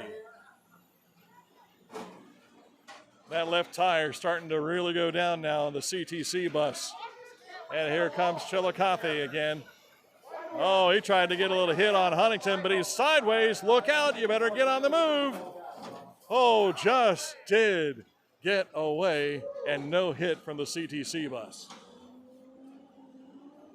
Oh, we've lost a bumper, and Huntington runs right over top of it. It looks like it's a CTC bus that lost that bumper. Meanwhile, Uniota's just hanging out, letting them beat on each other. Chillicothe is going to put a little hit on CTC. That has lifted the back of the Chillicothe bus off its frame. And here comes Huntington to the back end of that CTC bus. That headlight's cracking me up. Southeastern with a nice hit on the JPS bus and almost tipped it over. Save some of your bus for the next round. We got the championship round yet. Lori Howard putting some pressure on the Uniota bus. Chillicothe was up against the wall there. And here comes the Uniota bus. But Huntington's got its brakes on. We've got some steam coming up from the Southeastern and Pickaway Ross bus now. Here comes Chillicothe, and this might be a nose hit if he's not careful. The hood is off of the Chillicothe bus. It's leading up, and then here comes CTC. He doesn't get much of it, a little side swipe there. Here comes Tammy. Southeastern with a big hit on Huntington. And CTC and Chillicothe go at it again. Another big hit. Uniota on the far side trying to get into the fray. The damage that has been inflicted in this heat alone has been incredible, that these 5 buses are still moving.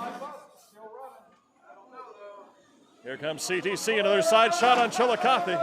I thought that was going to pop Chillicothe's tire. I thought for sure. He must have those steel radials because he's right back at it again. Huntington and Southeastern tied up, a little side swipe, and might lose the hood off that. Oh, we've got a stolen sign. The I Love You Gary Howard sign is now on the Southeastern Panther bus.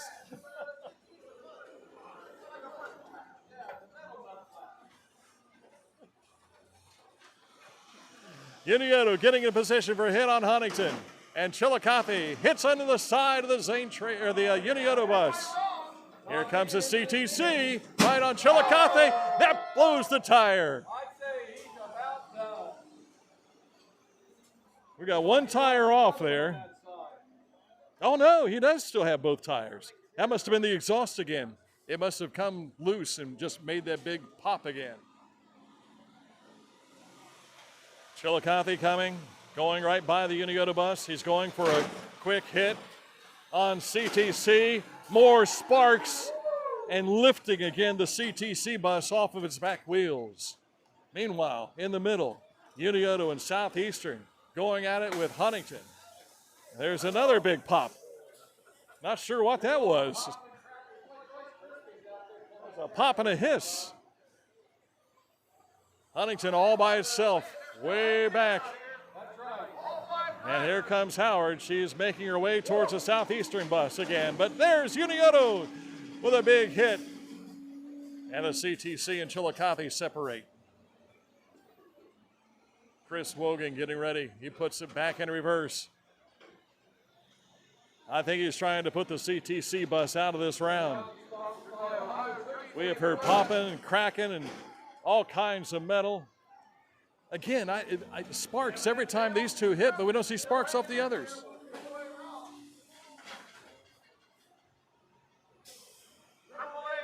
Chillicothe sitting in between, and a big hit between Southeastern and Huntington on the other side of our camera shot. Uniota is right in the middle of that, not moving very fast, and here comes the CTC.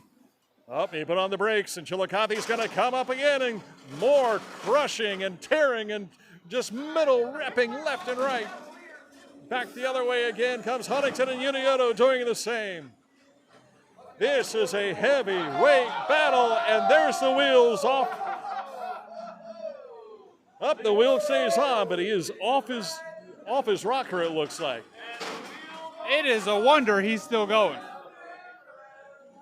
The CTC bus. We saw it in Pike County. Why not here in Ross County, right? Strength. Defending champion.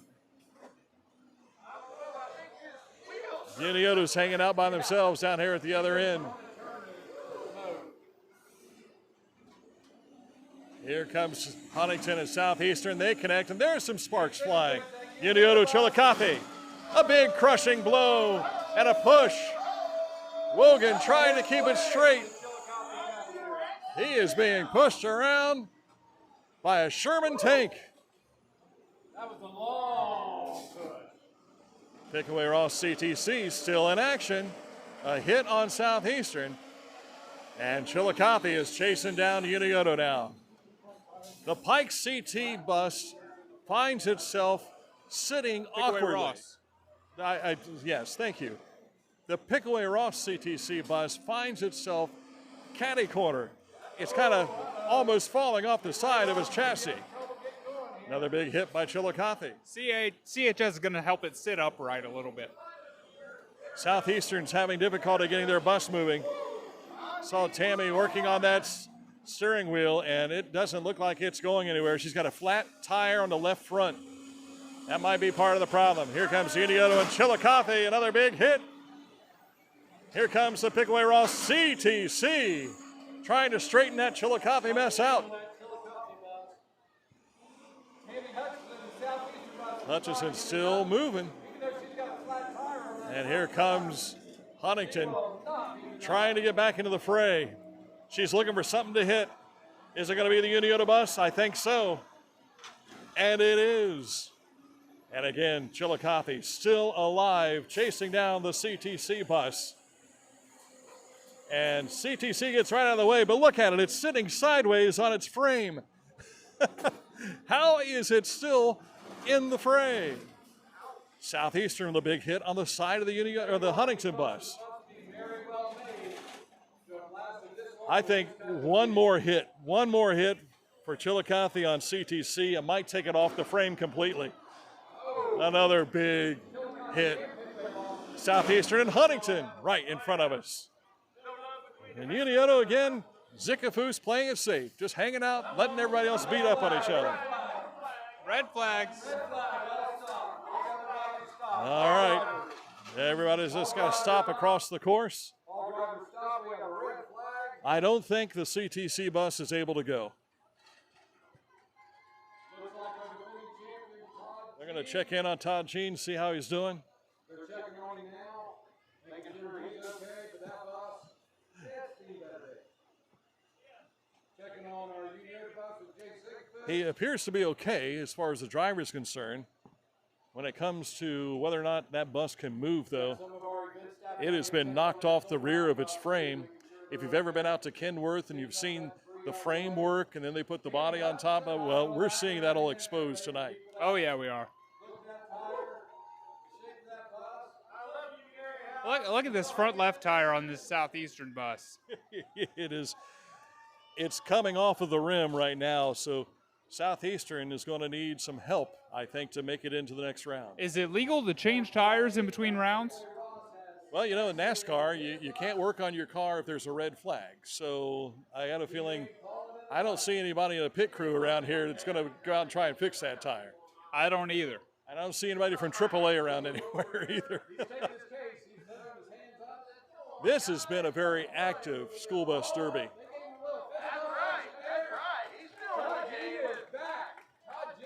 So the CTC bus is not out. This is like Dale Earnhardt. Turn it back on its four wheels and I'll go back at it and put it on out there on the track again. All right, we are in a red flag holding pattern right now.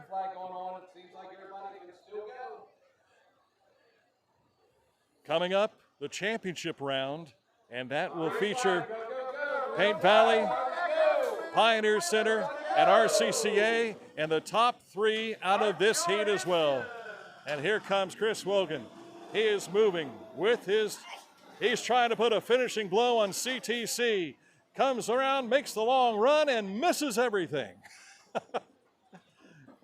Meanwhile, the Huntington and Southeastern going at it. Big hit there, and you can hear the flap, flap, flap of a flat tire from the Southeastern bus. Here comes Uniota with a big hit on Chillicothe. Zickafoos putting a little more pressure in there. Wogan hits the brakes, and Huntington comes in to help out a little bit and hit the side of that Uniota bus. The tire is off the rim right now for the Southeastern bus, so Tammy Hutchison's going to have her hands full in steering that one. And the left rear is off on the Huntington bus as well. So both ladies have lost tires here tonight. Here comes Unioto back into the fray. It's going to be a collision with Unioto and Huntington. Big hit there. That didn't sound very good. No, not at all. Here comes Chillicothe, wanting to inflict some more pain. It'll be on Southeastern this time, but he put the brakes on. Maybe they're trying to keep each other alive. Meanwhile, that CTC bus, it looks like a crab going out there. We're just hearing gears grinding and things scraping against each other. Oh. Chillicothe and Unioto again. When Unioto pulls away, take a look at the backside of that Chillicothe bus. Zickafoos is pulling away, and look at how that is just upended. I don't know how tall buses are, but this one is about 4 feet higher because the back end is just crushed and pushed up. For Huntington, it's pushed under. And for the CTC, it is off its rocker. Unioto and Chillicothe, sparks fly once again. Some smoke. We're seeing some smoke in the cab. Oh yeah, right in there. And a big hit from the side, and that's from the CTC bus on the left side of that Chillicothe bus. Here comes Unioto to try and put a little hit on Chillicothe. Chillicothe is just completely wiped out on that backside. Meanwhile, a big hit between Southeastern and Huntington. You know that sound? You know that sound the beast makes when you're going up the hill? That's kind of what this CHS bus sounds like. Pickaway Ross is leaning left in a big way. A big hit from Chillicothe on Southeastern. Southeastern trying to drive, but their wheels are being spun. And here's another big hit by the Pike CTC. He is almost a lowrider here now. It's a miracle that vehicle is still running. Here comes Unioto and Chillicothe. Chris Wogan did a good job putting the brakes on just in time to soften the blow. Pike CTC takes a good bit of the side out of the Unioto bus, and here comes Huntington, and a blow from Chillicothe. And the CTC bus is leaning so far off the frame. How can he drive? There's no way that didn't tip there. Oh! And now it is sitting sideways in the back frame. They almost corrected it. Chillicothe and Huntington beating up on the defending champion Pike CTC. Meanwhile, Unioto and Southeastern going at it at the other end. Smoke in here.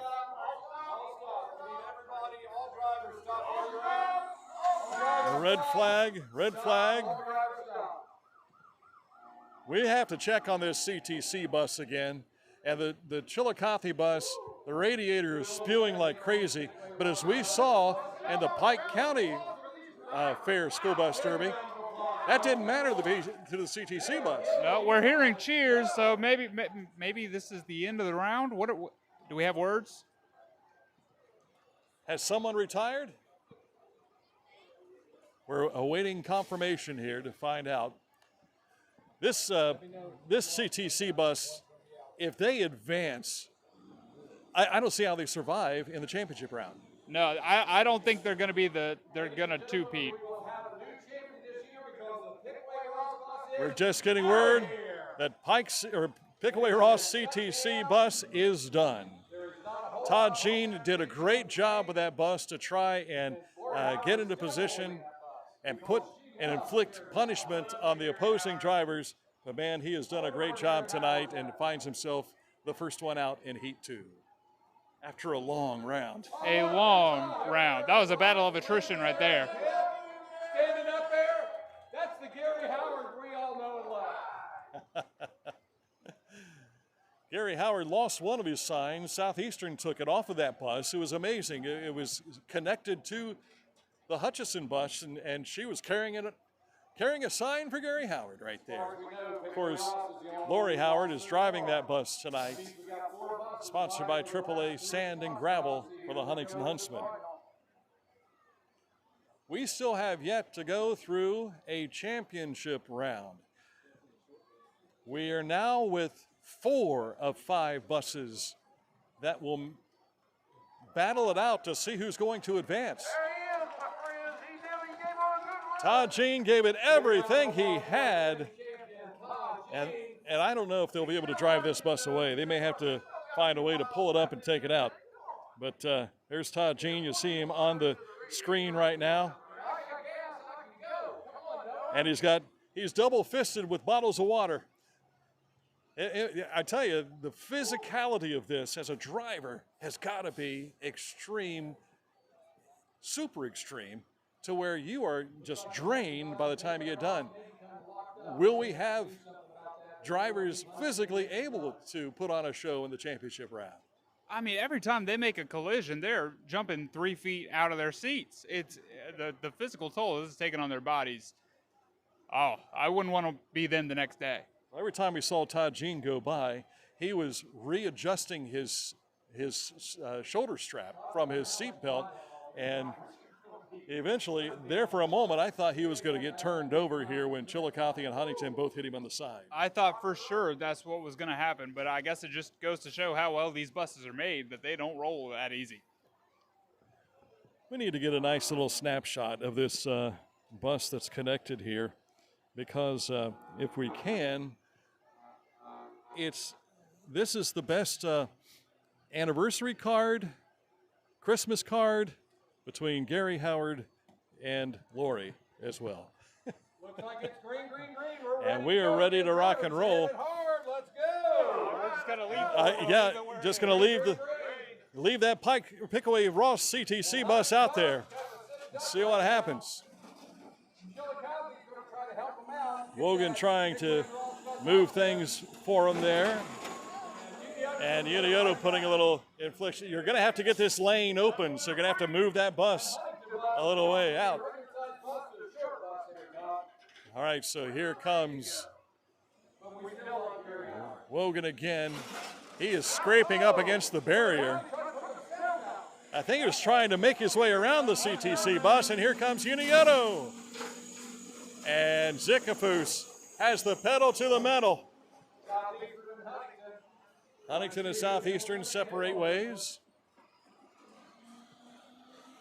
So now we have an obstacle. We have a hazard in the middle with the Pickaway Ross CTC bus. So it's going to be Chillicothe and Unioto trying to take each other out. Unioto doing the same, and we had an exhaust pop again, this time on the Huntington bus. If I'm Chris Wogan, I just sit there and I let Unioto beat up on me a little bit just to try and save my bus to get to the championship round. Oh, more big sparks out of the Unioto bus and a big hit there. And we've got squealing belts on that motor as well. I think the emergency escape hatch just flew off the CHS bus. Oh, he lost the door a long time ago, early in the first round. The door on top. Oh, the emergency, I got you. Yes, it is. And we got a horn honking. I'm coming through. Who will advance to the next round, the championship round, to face the RCCA bus, the Paint Valley bus, and the Pioneer Center bus? That left front tire continues to be a problem for Southeastern, but She seems to be moving A-OK. And it looks like the Chillicothe bus has a bent rim now in that right rear. Unioto working around the CTC bus, and here he comes. Oh, and a big hit between Huntington and Southeastern. And a tank with a shot on Chillicothe at the far end. I think it's going to come down to a tire. Has to be a tire. It's going to take him out. There's not much left to the rear end of the Cavalier bus at all. Unioto has done a pretty good job. Of course, he was hanging out for a little bit, taking care of his bus. But the back end of the Southeastern bus has plenty of room for seating. I don't remember what the Heat 1 buses look like at this point, but I don't think they were this bad. I feel like the Heat 1 buses have a big advantage going into the championship round. Keeping an eye on all the action. Zickafoos pulling tight on his strap as well, and he also took a little damage off of that CTC bus. Chillicothe sideswipes the Southeastern bus. Here's an opportunity for Zickafoos to put on the gas and then hit that Chillicothe bus while it's exposed. But Wogan did a good job of getting out of the way. But he went into the barrier. We have seen him do that night after night, time after time tonight. And another big hit. Huntington bus has really had its back end pushed together. But Howard keeps it going. And how Hutchison's able to steer that thing for Southeastern, I don't know. Here comes Chillicothe on Unioto. And another big hit. Southeastern puts a shot in the side of Chillicothe. There's more debris right in the middle of all this as they pull it away. We can see some of it. Yep. But now look at that back side of the Huntington bus. Smoke is filling up the cab of the CHS bus. Here comes Unioto again. Another hit on Chillicothe. More sparks fly. Hutchison trying to get some power going out of her machine, but that steering out of the front end just slows her down with that flat tire. Unioto with a big hit on Chillicothe again. Hutchison can't get her bus in gear. Gets a little push and help there from the Huntington bus. Again, Chillicothe taking another punishing hit from Unioto. And here comes Southeastern. She tried to connect with the Unioto bus, but Zickafoos, who has nearly lost his hood, he's going right back at Chillicothe again. And Wogan tries to get a little bit of movement out of that corner, but he's been stuck down there for a little bit. Don't know if he can get going. I say they've fought long enough. Let all four of them move on. But we don't write the rules, nor do we enforce the rules. That's why we don't write the rules. Chillicothe is moving. But can he steer it? He's starting to look like that CTC bus did. He's going to hide out and use this as a little barrier. Huntington and Unioto will connect now. That lid lifted on the Unioto bus. Southeastern is slowed down as well.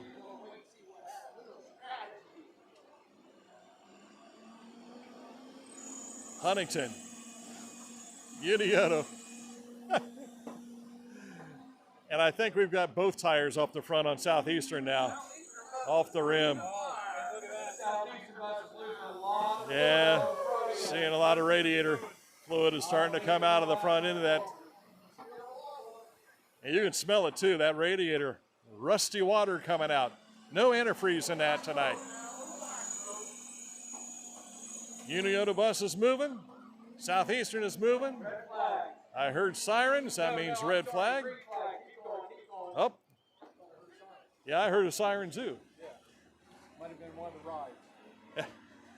We think there might have been interference by one of the amusement rides. It has a siren with it. Chillicothe and Unioto are tied up now at the south end. Huntington seems to have trouble moving. That bus is lifted off of its frame as well from the backside. Now Unioto is going to help Chillicothe to the other end. Zickafoos had it in full gear, pushing, and now Wogan puts on the brakes, changes up gears, and they connect. Now it's just a battle of wills.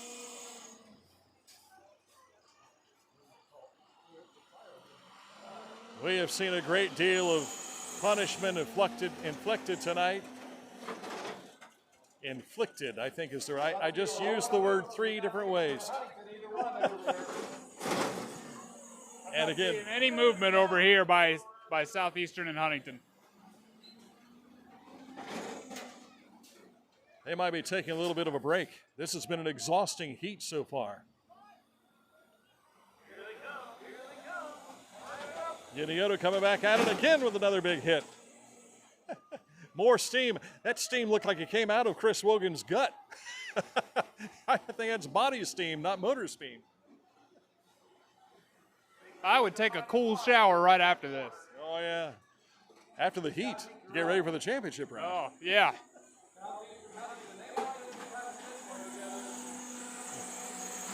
If you've ever been around a motor vehicle accident, this is what it smells like right now. You know, just from the radiator smell. And everything is drained out. The pouring fluid has stopped for the Southeastern Panther bus. Chillicothe has steam rolling out of the front of their bus.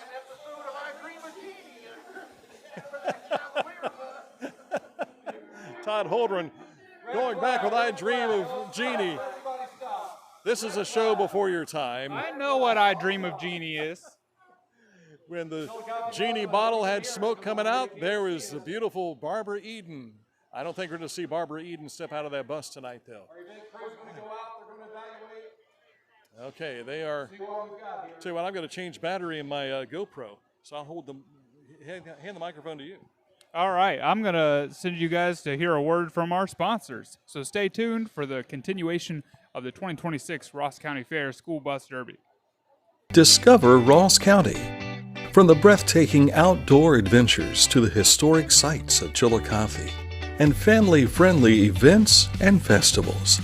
Explore more at visitchillicotheohio.com or download the free mobile app today. Career you love with Pickaway Ross Adult Education. Skilled trades careers are in high demand with no signs of slowing down. Pickaway Ross offers career training programs with expert instructors and hands-on learning tactics to create a variety of opportunities. Visit our website for more information. For our first job, I had been babysitting and decided it was something for a little more permanent. It pays very well. It's convenient. You can make your own schedule with the flexibility. That's something that I like. The people that I work with are great. I wouldn't ask for a better crew or management team to work for.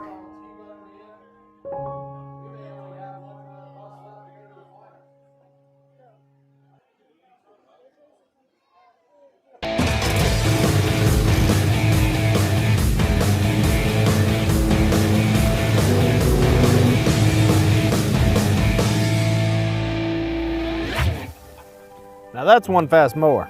Take command of your lawn with Dixie Chopper, the world's fastest lawnmower. And as we return, I want to tell you about Litter Quality Propane. 92 years of serving propane users in southern and central Ohio. Reliable supply, reliable service, reliable people. LitterPropane.com. Yes, indeedy. Thank you very much. Change the battery in the GoPro so we can capture the championship round. Question is, who's going to advance on to this championship round? We have the Chillicothe, Southeastern, and Huntington bus connected. And we can't figure out how they're going to get them loose. But the Chillicothe, it looks like Chris Wogan has his helmet off. I don't know if that means he's retired or not. Got the skid loader coming over, and they're going to remove one of the barriers so they can get one of the buses out of here. Bless you. Bless you again. If the Chillicothe bus is done, then that means we would have Unioto, Southeastern, and Huntington advancing to the championship round. So it looks like our event crew is opening up the doors. You've got a Southeastern bus Try to get some of these buses that separated. the front tires are off the rim. There's no inflation in those tires. We saw a flat tire on the back of the Chillicothe bus as well. The CTC bus got knocked out, but this has been an exhaustive heat going on to see who makes it to the championship round. And I can't smell that fluid anymore. It's back to funnel cakes. So That's a good sign. That's a good sign. Already from the first heat, if you're just now joining us, the Pioneer School, driven by Logan Bennett. Paul Dorrance is the driver of the Ross County Christian Academy bus, and Brandon Crouch, the Paint Valley bus. They will be awaiting the top 3 buses out of this heat. And so far this evening, we have had the Huntington Huntsman, Lori Howard, Unioto's Jace Zickafus, Southeastern's Tammy Hutchison, Chris Wogan for Chillicothe. They are still active at this moment. But again, I don't know if maybe Chris took his helmet off because he's a little warm. I'm not sure, but it looks like Tammy has taken her helmet off, and it looks like she might be done for the night. Tammy Hutchison in that Southeastern bus. She battled. Tammy was hanging out downstairs when we arrived to set up for tonight's telecast, and she was raring to go in this, and it looks like she's not going to be able to advance to the next round. So if that is the case, then that would mean Unioto, Chillicothe, and Huntington would advance to the championship round. if their buses can make it to the championship round, yes. Correct. And I got to wonder, and you were here last year for this, do the top 3 stay here and they bring the other 3 buses in? I don't remember. If I'm in one of these buses, I would want to stay in the course and not be have to drive out again. Yeah, I mean, that would be the way to do it, because even if you can't move, you get to stay for the championship round. Right. They can maybe push you into the corner, and then you get beat up on until you go. We appreciate all the folks that have been watching here. Oh, thank you very much. And we appreciate the water that's been brought to us as well. Thank you. Danny, did you go downstairs and get this, or is this from someone brought it up? We had one of our bystanders up here bring it up to us because they were just so nice and taking good care of us, Dan. Fantastic. Thank you very much. Dan Riddle, longtime supporter of the Ross County Fair and longtime supporter of kids. He and Todd Holdren have been announcing for a long time. I think was it 40 years you guys put in together during the 34 years. Todd did 36, I did 34. He did 2 before me. Combined 70 years of combined experience at the Ross County Fair. And there's only been 82 Ross County Fairs. So they've been here for most of their lives. Now to twist this cap off, here I'll pass the mic. All right. And we're seeing the Chillicothe bus has exited the arena. So unless they are staying in between rounds, I don't know. Maybe maybe they have to move out of the round so they can clean up the debris that might be under where they would be placed. Very well could be. I'm just grateful that the skid loaders have headlights to be able to see what they're doing out there, because it's become pretty dark on this side. And here comes the Paint Valley bus making their way. No, that's not Paint Valley. Unioto bus making their way by. Roar of the crowd that is there. Looks like we've lost a few folks. Maybe they decided during this break to go get a little something to eat and then come right back. I know the Ross County Conservation League has a spot inside the grandstand. Of course, Bell Farms is underneath there too, and they've been here for the last 6 years. And very fantastic food that they put together. Nothing like a roast beef dinner from Bell Farms. Southeastern must have somehow gotten stuck onto the Huntington bus. And that Huntington bus looks like one of the short buses they have now for the Ross County Head Start. Yeah, I'm wondering who's going to be in that championship round. Because I don't know if all the buses that would have technically moved on here can actually make it to the championship round. I don't know if this Huntington bus can get there. Yeah, this has certainly been a very punishing event in this heat number 2. And so trying to keep an eye on who is going to survive and advance on to the championship round. How long will they last if they do advance to the championship round?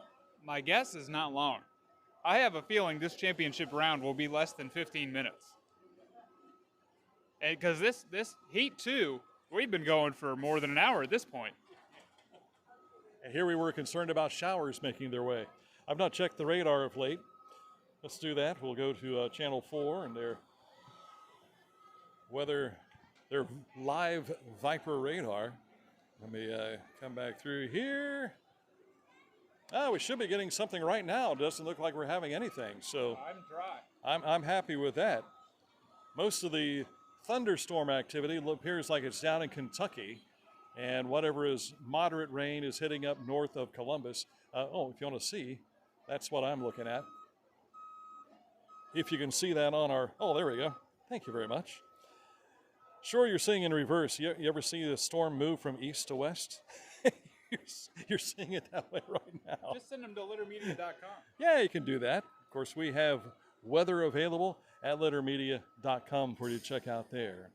I might have to retire my phone. I've got plenty of battery life, but Dan Jr., who's taking photos for us tonight, showed me he had about 10% on his battery. Mine's so about to die too. Is that right? It's been a long night of exciting school bus derby action here this evening at the Ross County Fair. Tomorrow night, they will have autocross. That will take place at 7 p.m. Admission to the grandstand is $10. If you want a pit pass, it's $15. Kids under 6 get in for free. And then they'll have the Smash It Demolition Derby. That'll be on Saturday night. Start time again at 7 p.m. Fireworks Saturday night at 10 o'clock here at the Ross County Fairgrounds. So what a way to put a wrap on a long week. And this long week, not only has it been a lot of work for the animals, the kids and their animals, and so on and so forth, but the campers who are out here, they've endured a lot of the weather and the difficulties with it. It's been a beautiful day today. Do you have a favorite Ross County Fair memory? Because when you mentioned the fireworks, you brought one to mind for me. All right. You give me yours first, and I'll give you mine. Okay. This was way back when I was a kid. But when I was in 4-H, we used to camp here, and our campground was near the Postages camper. And so me and the Postage boys were close in age, and we were going to watch the fireworks. And I think Jeff went into the porta potty, and then the fireworks started. So we just started shaking his porta potty, and that was pretty funny. I was wondering if you were going to come up with your first kiss.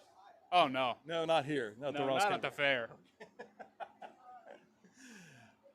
I guess my favorite moment was this would take us back to around 1982, and I'm trying to remember who the queens were at the time. But they had a mud wrestling event before the Kitty Tractor Pull here at the grandstand on the Saturday of the fair. And my buddy Randy Davies got involved in the mud wrestling with the queen and her court. That might be one that stands out most to me. Of course, Randy, look at that. The Pike CTC bus is still going. Todd Jean retired from the ride, but it's driving right out. Again, I referred to... It's not. It's being pushed. Yes. I referred to Dale Earnhardt. The time he wrecked and the thing was upside down, he told him, flip this thing over, boys. I think I can race it again, and he did. It's raining in Huntington Township, we see. Thank you very much. Yes, this is the second heat. And from that first heat, Zane Trace and Adina were eliminated. That brings the Ross Christian Academy the Pioneer Center, and Paint Valley advancing to the championship round. Now they are cleaning up what they can of the debris right now with the skid loaders. And it looks like it's going to be Chillicothe, Unioto, and Huntington advancing to the championship round from this second heat. And these school buses will never be used again. They'll find their way to a junkyard.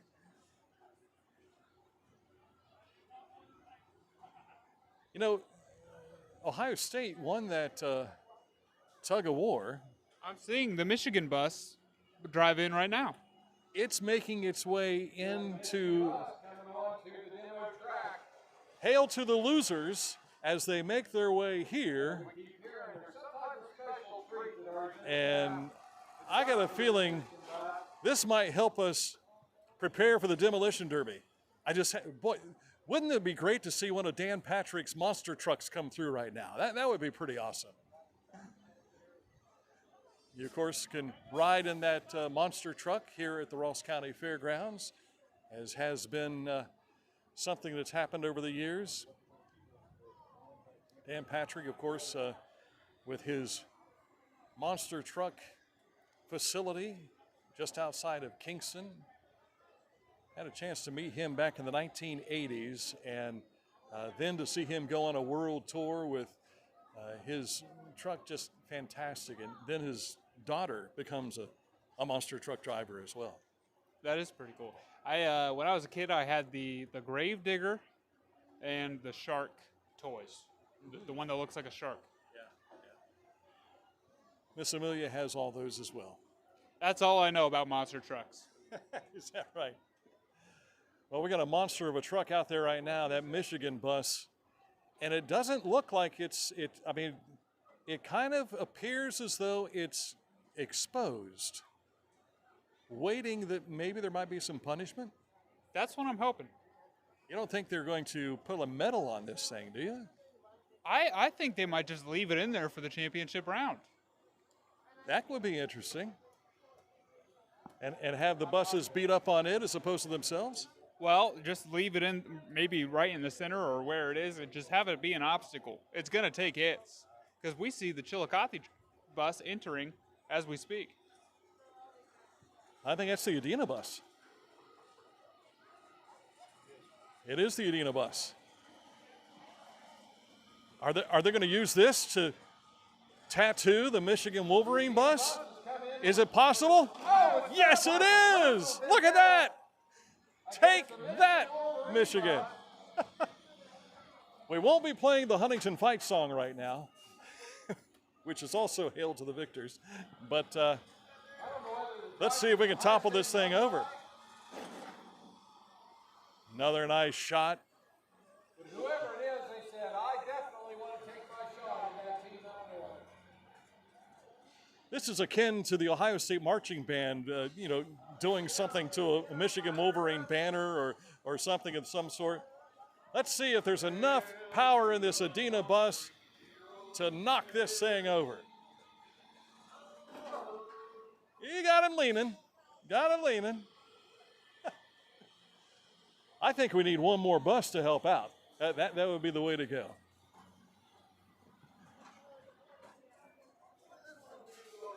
Oh, look at this. On the other side, he better move out of the way. Oh, he popped a tire. Used a front fork and got rid of that tire on that side. I think he's going to pop the other one too on the driver's side, or no, this will be the passenger side. Oh, there we go. Pop goes the weasel. It's starting to get a little lean to it now. Or that'd be Wolverine. And now, what's going to happen? Okay, he's just, apparently he didn't get all three tires the first time. All right, time to roll. A little North Carolina Columbia blue coming at it right into the side of this Michigan Wolverine bus. Yeah, lift that bus. Lift that bus is the chant. Here it comes.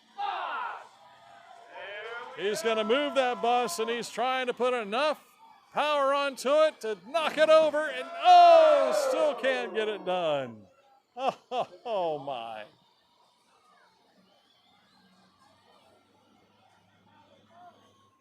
He's going to line it up and try it again. Boy, Zickafoos was getting a lot of run out of his. It'd be nice to see him out here putting a hurt on it. That Unioto bus. Yeah, I don't think he may have to nose into it as opposed to back into it.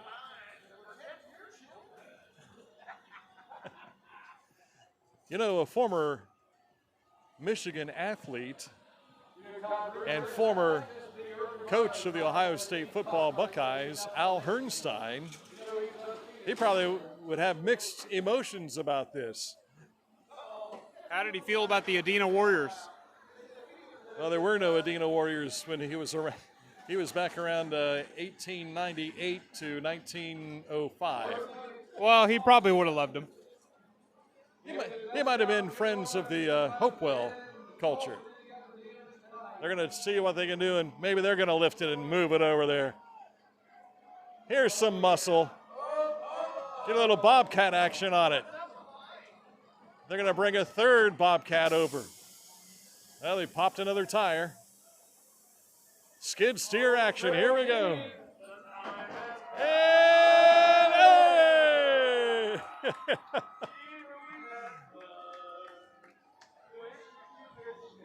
Dan Jr., Michigan Wolverine fan, has just witnessed this. Have any clean words you can use? Disgusting. We'll leave it at that. Are you going to need my camera to take pictures? Okay. Dan Jr. is with us here tonight, live and in person. Unfortunately. You are working the field for us down here tonight. What has it been like being down there, hearing the popping of the metal and the popping of tires, the popping of the exhaust system? It's crazy. I mean, the noise, and you can feel it in the ground. Like leaning up against the barrier, you can feel it. Unfortunately, he has been in a number of accidents. How did this tonight rate with something that you've been in? It's a lot faster. It's a lot slower when I'm rolling. We'll not get into any further details on that. But what a night this has been so far. And to see, we're about to lose this battery here. We might have to change our battery on that camera to be able to show you us on screen. So we'll do a quick little goodbye on that camera here. But in the meantime, we'll continue to keep an eye on the Michigan Wolverine bus, which is now being assisted. It's been placed back on its wheels again. And he is steering and cannot seem to, there he goes. Managed to get it off the side barrier and push it forward. A little bit of entertainment for us there. Are we back? A little more zoomed in. Oh, we are, aren't we? What happened there? So the fair it continues tomorrow, Friday, and then Saturday will be the final moments. The large animal sales will get underway at 6 o'clock tomorrow. They had the swine sale today, along with the lambs being sold. And so, as a 4-H kid, this is coming to a close, and it's difficult to watch these kids have to go through. They've raised these animals for the last year, and then they bring them in here, and then they have to part ways with them. Yeah, when you go to the fair as a kid that's bringing a project to the fair kind of feels over when you sell that animal. Even if you have a couple days left, it feels like your work is done, and you're like, well, why am I here anymore? I don't have to wash my hog. I don't have to take it on a walk. Why am I at the fair? But there's still plenty of things to do. You're hoping that you're collecting a big check. You're hoping. And how many times has these sales turned into, I was able to buy my first car because of what I raised at the show? Things like that, or maybe even helping you for college. Yeah, that's what my parents did. They always took all my sale money and put it into my college fund. So I never got to see that as a kid, but I'm glad they did that for me. What did you bring? I brought hogs for a couple years, and then we switched to rabbits because, Rabbits are easier to care for. well, and we weren't making a big profit on our hogs. So rabbits have a bigger profit margin because you have to buy them less food. So you learn a lot about business. You learn a lot about life. Yeah, I guess so. I remember Joe Amon was a Tays Valley kid, and he had I think it was the Grand Champion steer at the Ohio State Fair, and I want to say he brought in like 25 grand. That's a big payday. Yeah, that is. I wouldn't mind that. But now I think it's like $100,000. Yeah, I had a buddy who won Grand Champion hog here a couple years. We've had him on the show, Garrett Simmons. Oh, yeah. Yeah. Working with the Chamber of Commerce. Yes, he is. Well, we've got a lull here, waiting for the championship round.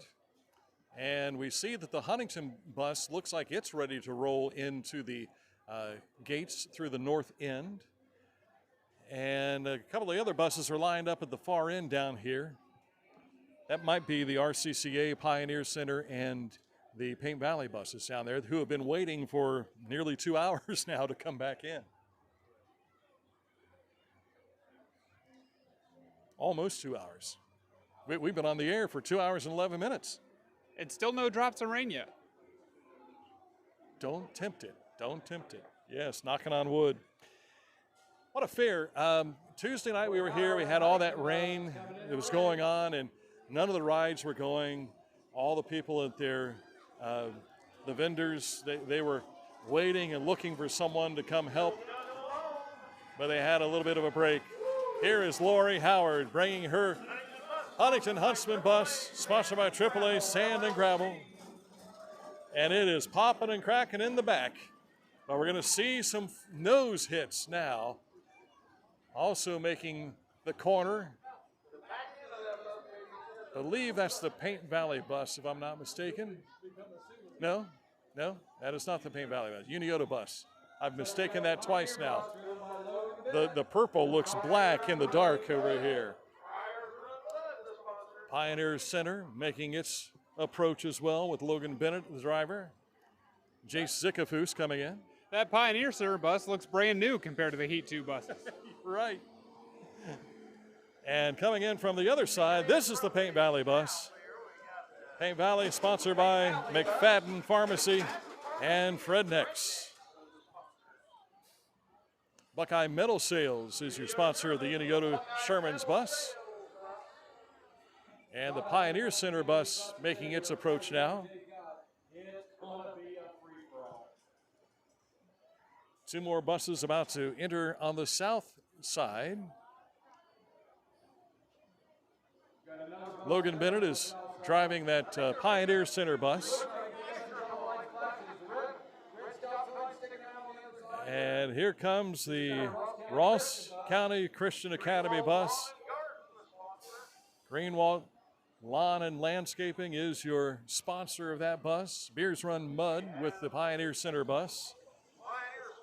And then the Cavaliers, last one to make it in. And Ohio Tree Service on that for you tonight. So we've got 1, 2, 3, 4, 5, 6 buses ready to go at it tonight for the championship. There was a discussion about where the championship trophy is. We don't know. That discussion was taking place beforehand, and the question was, do you have the trophy up there? No, we don't. So somebody will win a trophy tonight. We just don't know when they'll get it. They asked if Dan Riddle had it, and I said, you should have told him you missed the opportunity to say, I don't have my wife with me. Trophy? Wife? Ah. Championship round. Should we have someone on standby to bring the champion up to us after the race? That's a possibility. We'll see if we can arrange that. If they have strength enough to climb the steps, right, we may have to catch up with them down there. All right, Huntington, Uniota, Pioneer Center. On the other end, it is Paint Valley, Chillicothe, and the Ross County Christian Academy. Are you ready? Chillicothe Christian, how many people are we're cheering for the Chillicothe Christian Eagles. And last but not least, the Paint Valley Bearcats. Let's hear your fans. Once again, driving for Paint Valley, Brandon Crouch. For the Pioneer Center, Logan Bennett. Paul Dorrance with our RCCA bus. Lori Howard for Huntington. Jace Zickafoos for Unioto. And Chris Wogan for Chillicothe. And here we go. It is a free-for-all. The Paint Valley bus. Look how much room there is in the back end. And a big shot on the Huntington bus. The Maple Leaf Trophy at stake in this one. Big collision in the middle between RCCA and Unioto. And in the Pioneer Center and Chillicothe going at it. The back end of Chillicothe's bus is exposed all the way up to the rear axle.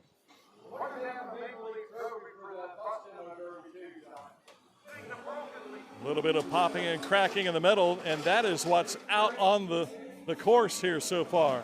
Here comes Huntington, and a near shot by Paint Valley on the driver's side. Quickly, Crouch gets back on the gas, and Paint Valley with a shot on Unioto. Huntington is down to one left rear tire. If that goes, she's going to have trouble making room tonight. Paint Valley working back again. Another big hit by Crouch right on the Huntington, the Unioto Shermans. A nose shot, and here's Huntington on Chillicothe. Big hit by Lori Howard. And here comes Paint Valley, and oh, that knocked the neck around on Howard. That was a big shot. Woo, she's going to feel that tomorrow. She might be feeling it right now.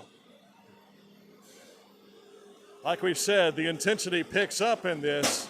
And there goes a big, I'm going to guess that was a tire on the left side. Paint Valley almost went through the barrier. Woo! Hang on, Lori. Here's another hit from Paint Valley. The Unioto bus is hanging out towards the other end along with the Pioneer Center. Meanwhile, the Cavaliers and the Eagles are going at it on the north side. They're just hitting hot side shots there. Paint Valley has the speed tonight. They appear to be refreshed and ready to go. Here comes another shot. Chillicothe's nose crushed by the Ross CCA, and they just lost their exhaust system. The Eagles and a Cavalier motor might be in trouble right now. It's going to take another hit. Oh, more sparks fly. Here comes Paint Valley, looking to inflict some pain. Oh, the rear axle on the Huntington bus is completely exposed now. And we've got a red flag. Red flag here. I think Chillicothe has been retired. All stop, red flag, all stop. That frame exposed on the backside of the Ross Christian Academy right into the front nose of the Chillicothe bus, and that did in its engine. Let's get a nice zoom on that. Chris Wogan has the helmet off again, and he says, no mas, no mas. I mean, there was nothing he could do. He put a little pressure onto the Huntington Huntsman, and then here comes the back frame that went right through the engine, not once, but twice from the Ross Christian Academy. Can you, as we get a look, and Wogan's going to come out. Let's hear it for Chris Wogan. He is did a nice job putting on a pressure on in that heat number 2. He had a look of determination on his expression when he came over for the driver meeting this evening. Here he is. He's going to hop over the wall and probably go find a friend that'll hug him. Meanwhile, if you want to take a look down at the other end, the Huntington Huntsman bus, you may not be able to see it for the post here, but the Huntington Huntsman bus, the rear axle is completely exposed. So it's not going to last long if that RCCA bus uses its frame. Looks like it's shaped like a pickup truck, or it's getting there. Almost looks like a rail car. Yeah, yeah. So Unioto and Pioneer Center, they have kind of stayed out of the fray, so to speak, here in this last little up and down that we've seen.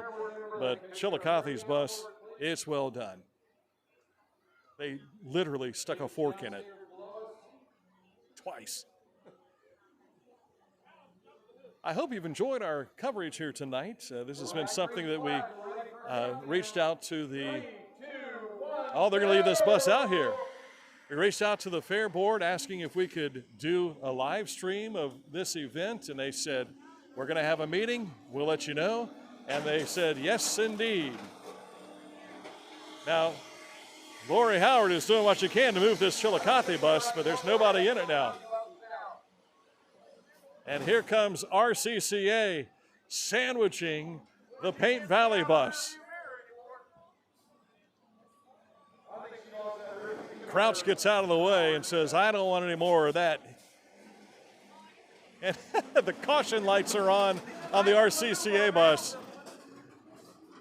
And Lori Howard is putting the hurt on RCCA. But that leaves her front end exposed to Unioto. She's being pushed and she avoids a hit. Unioto and RCCA going at it now. Meanwhile, the Paint Valley Bearcat bus getting in position to try and put a hit on Pioneer Center. But he gets distracted by the Unioto Shermans. Meanwhile, a nice maneuver by Huntington trying to get into the nose of the Eagles. She failed to make contact, but right strategy. And it's starting to smell like rubber out here. It is indeed. All right, so RCCA no longer has its frame exposed. It has been bent to the side. Paint Valley is starting to make a move. Huntington has to get out of the way, but it's going to be Paint Valley and Huntington again. Another Maple Leaf action. And for the Eagles, teaming up and again hitting Huntington. But she keeps it moving.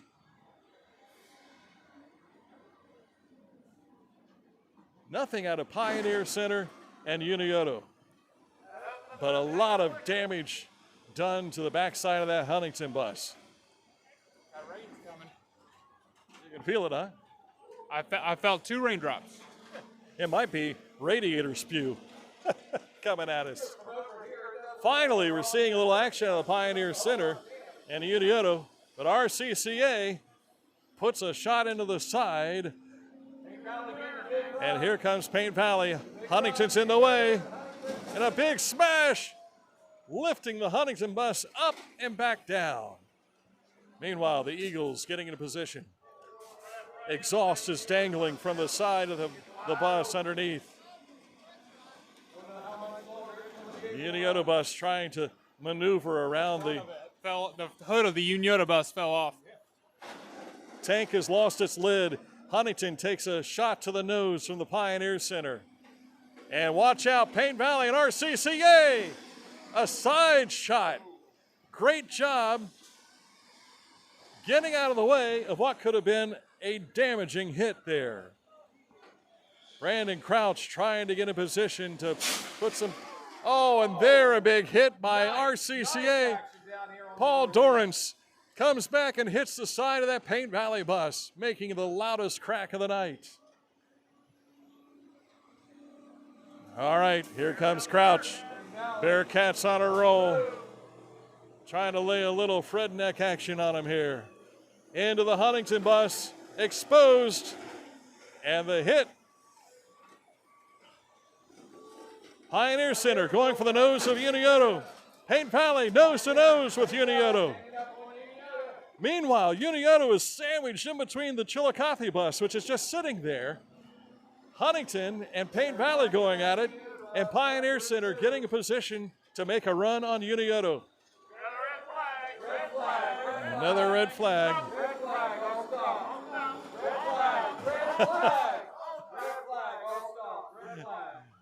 All right, who's the red flag for?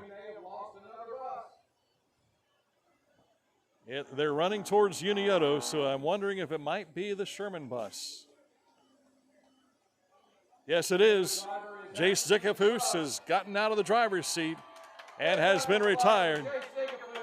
And he gets a nice round of applause, either a round of applause from Unioto fans or those who wanted to see Unioto knocked out. The rest of the SVC. Might have been some RCCA fans doing that too. Or some CHS fans.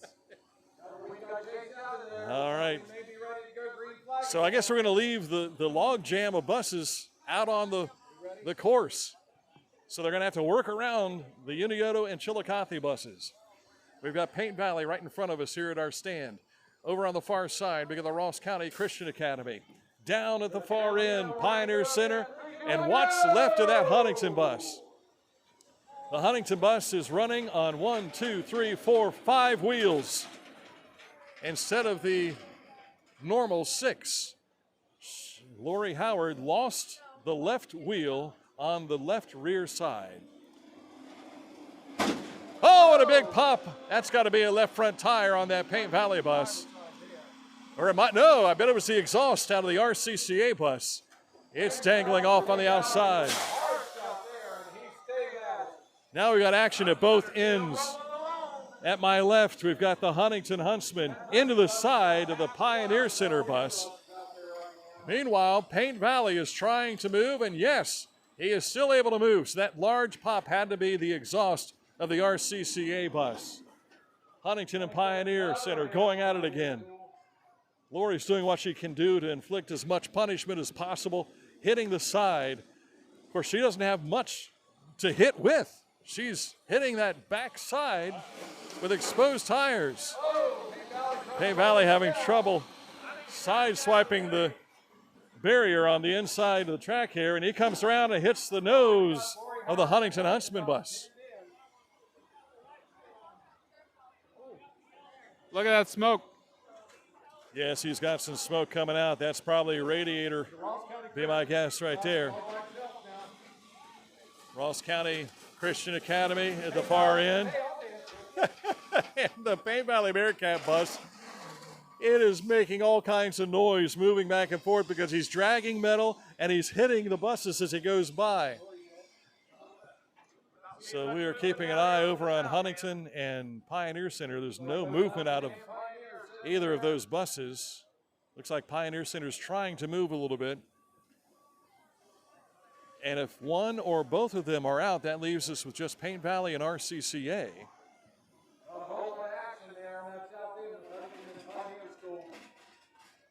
Meanwhile, for Paint Valley and RCCA, they got to figure out how to get in a position where they can damage one another. Because so far, that RCCA bus and the Paint Valley bus have somewhat been the strongest in this round so far. Might be some help from above for that RCCA bus. Maybe. A little defined assistance, as it were. But again, nothing going on the south side of the course here. We do know that God is ever present at the Ross County Fair. You bet. Always has his eyes open.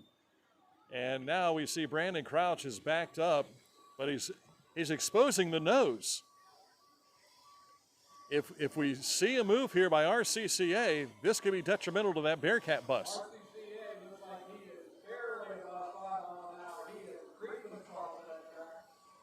And going right into the motor, but he couldn't do the same kind of punishment that he did to that Chillicothe bus. That was a nice little love tap. Little Christian hit there. He knocks again, but he's going to need a little more punishment to be able to disable that Paint Valley bus. Meanwhile, again, nothing going on in this Huntington bus. Lori is still sitting behind the wheel, and nothing out of the Pioneer Center bus. But now Paint Valley, with its nose exposed, they're getting some damage from this Ross County Christian Academy bus.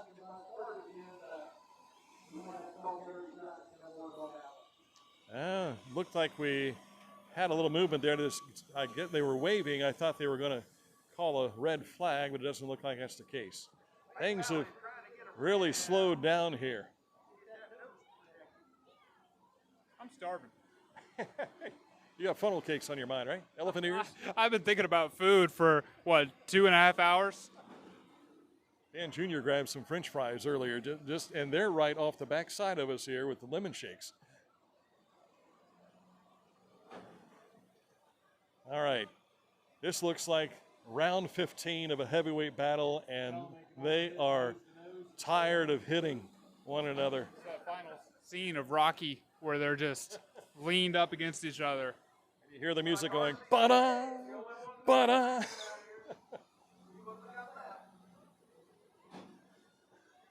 RCCA bus inflicting some nose shots on Paint Valley. Again, no activity out of the Pioneer Center bus or the Huntington Huntsman bus. We are seeing some smoke from Paint Valley here, so if this just keeps up like it is, then I think the win is going to go to RCCA. We've got a red flag, so they have stopped everything. And I kind of wonder if that was mercy, because RCCA and Paul Dorrance, he was lining up, it looked like, to make a run of that Paint Valley bus, and that would have done him in for sure. Dan Riddle on the walkie-talkie, trying to get a report from down on the course here to see if we have retired some buses or no.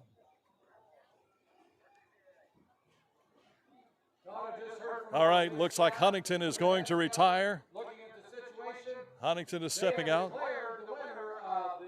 We've got a winner. The Ross County Christian Association.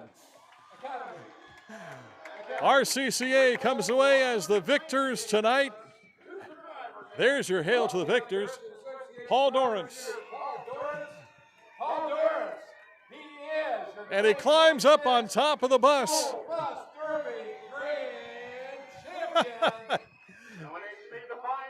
There you go. He is up there high, reaching for the sky. Congratulations to the Ross County Christian Academy. Paul Dorrance sitting down by his sponsorship sign, the Greenwald Lawn and Landscaping. And he is standing on top of the heap. Saw one of the men in the yellow shirts running over here. I wonder if he's coming to get the trophy. But again, congratulations to Pioneer Center. Oh, there's the trophy. Pioneer Center, along with Huntington, Paint Valley, all the final buses available. And Paul Dorrance is going to be handed the trophy, and he is right there on top. Congratulations to the 2026 School Bus Derby champion, Paul Dorrance and the Ross County Christian Academy, the Eagles, finishing on top. And I know it's not the Philadelphia Eagles, so you can cheer for them. They still have Bell Betson on their side, but I'll cheer for him. Now he just needs some help getting down off that bus. He's got the cleanest looking bus out of all of them we saw tonight. They and the Paint Valley bus appeared to be the ones that had the least damage done to them. And so congratulations to the RCCA.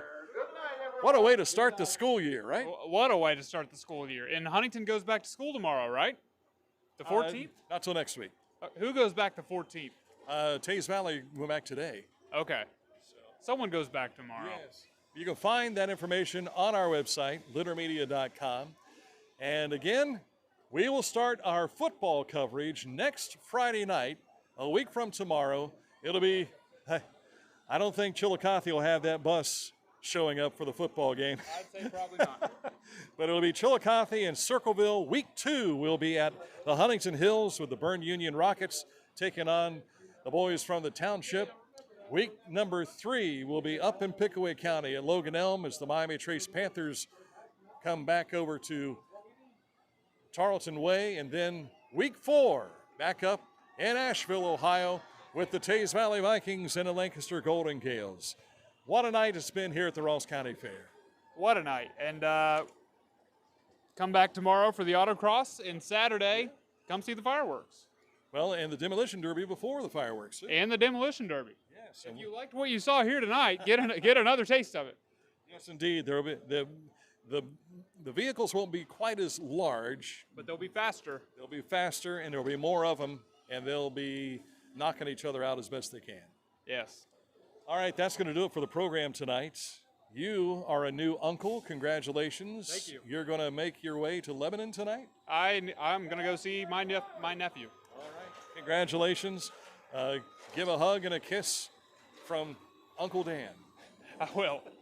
All right. That's going to do it for us tonight. Thank you for watching, all of you that have been joining us here as they remove what's left of the School Bus Derby for 2026, won by the Ross County Christian Academy. Driver Paul Dorrance. For Aaron Clandon, I'm Dan Raby. We'll see you next time with another production on Litter Media.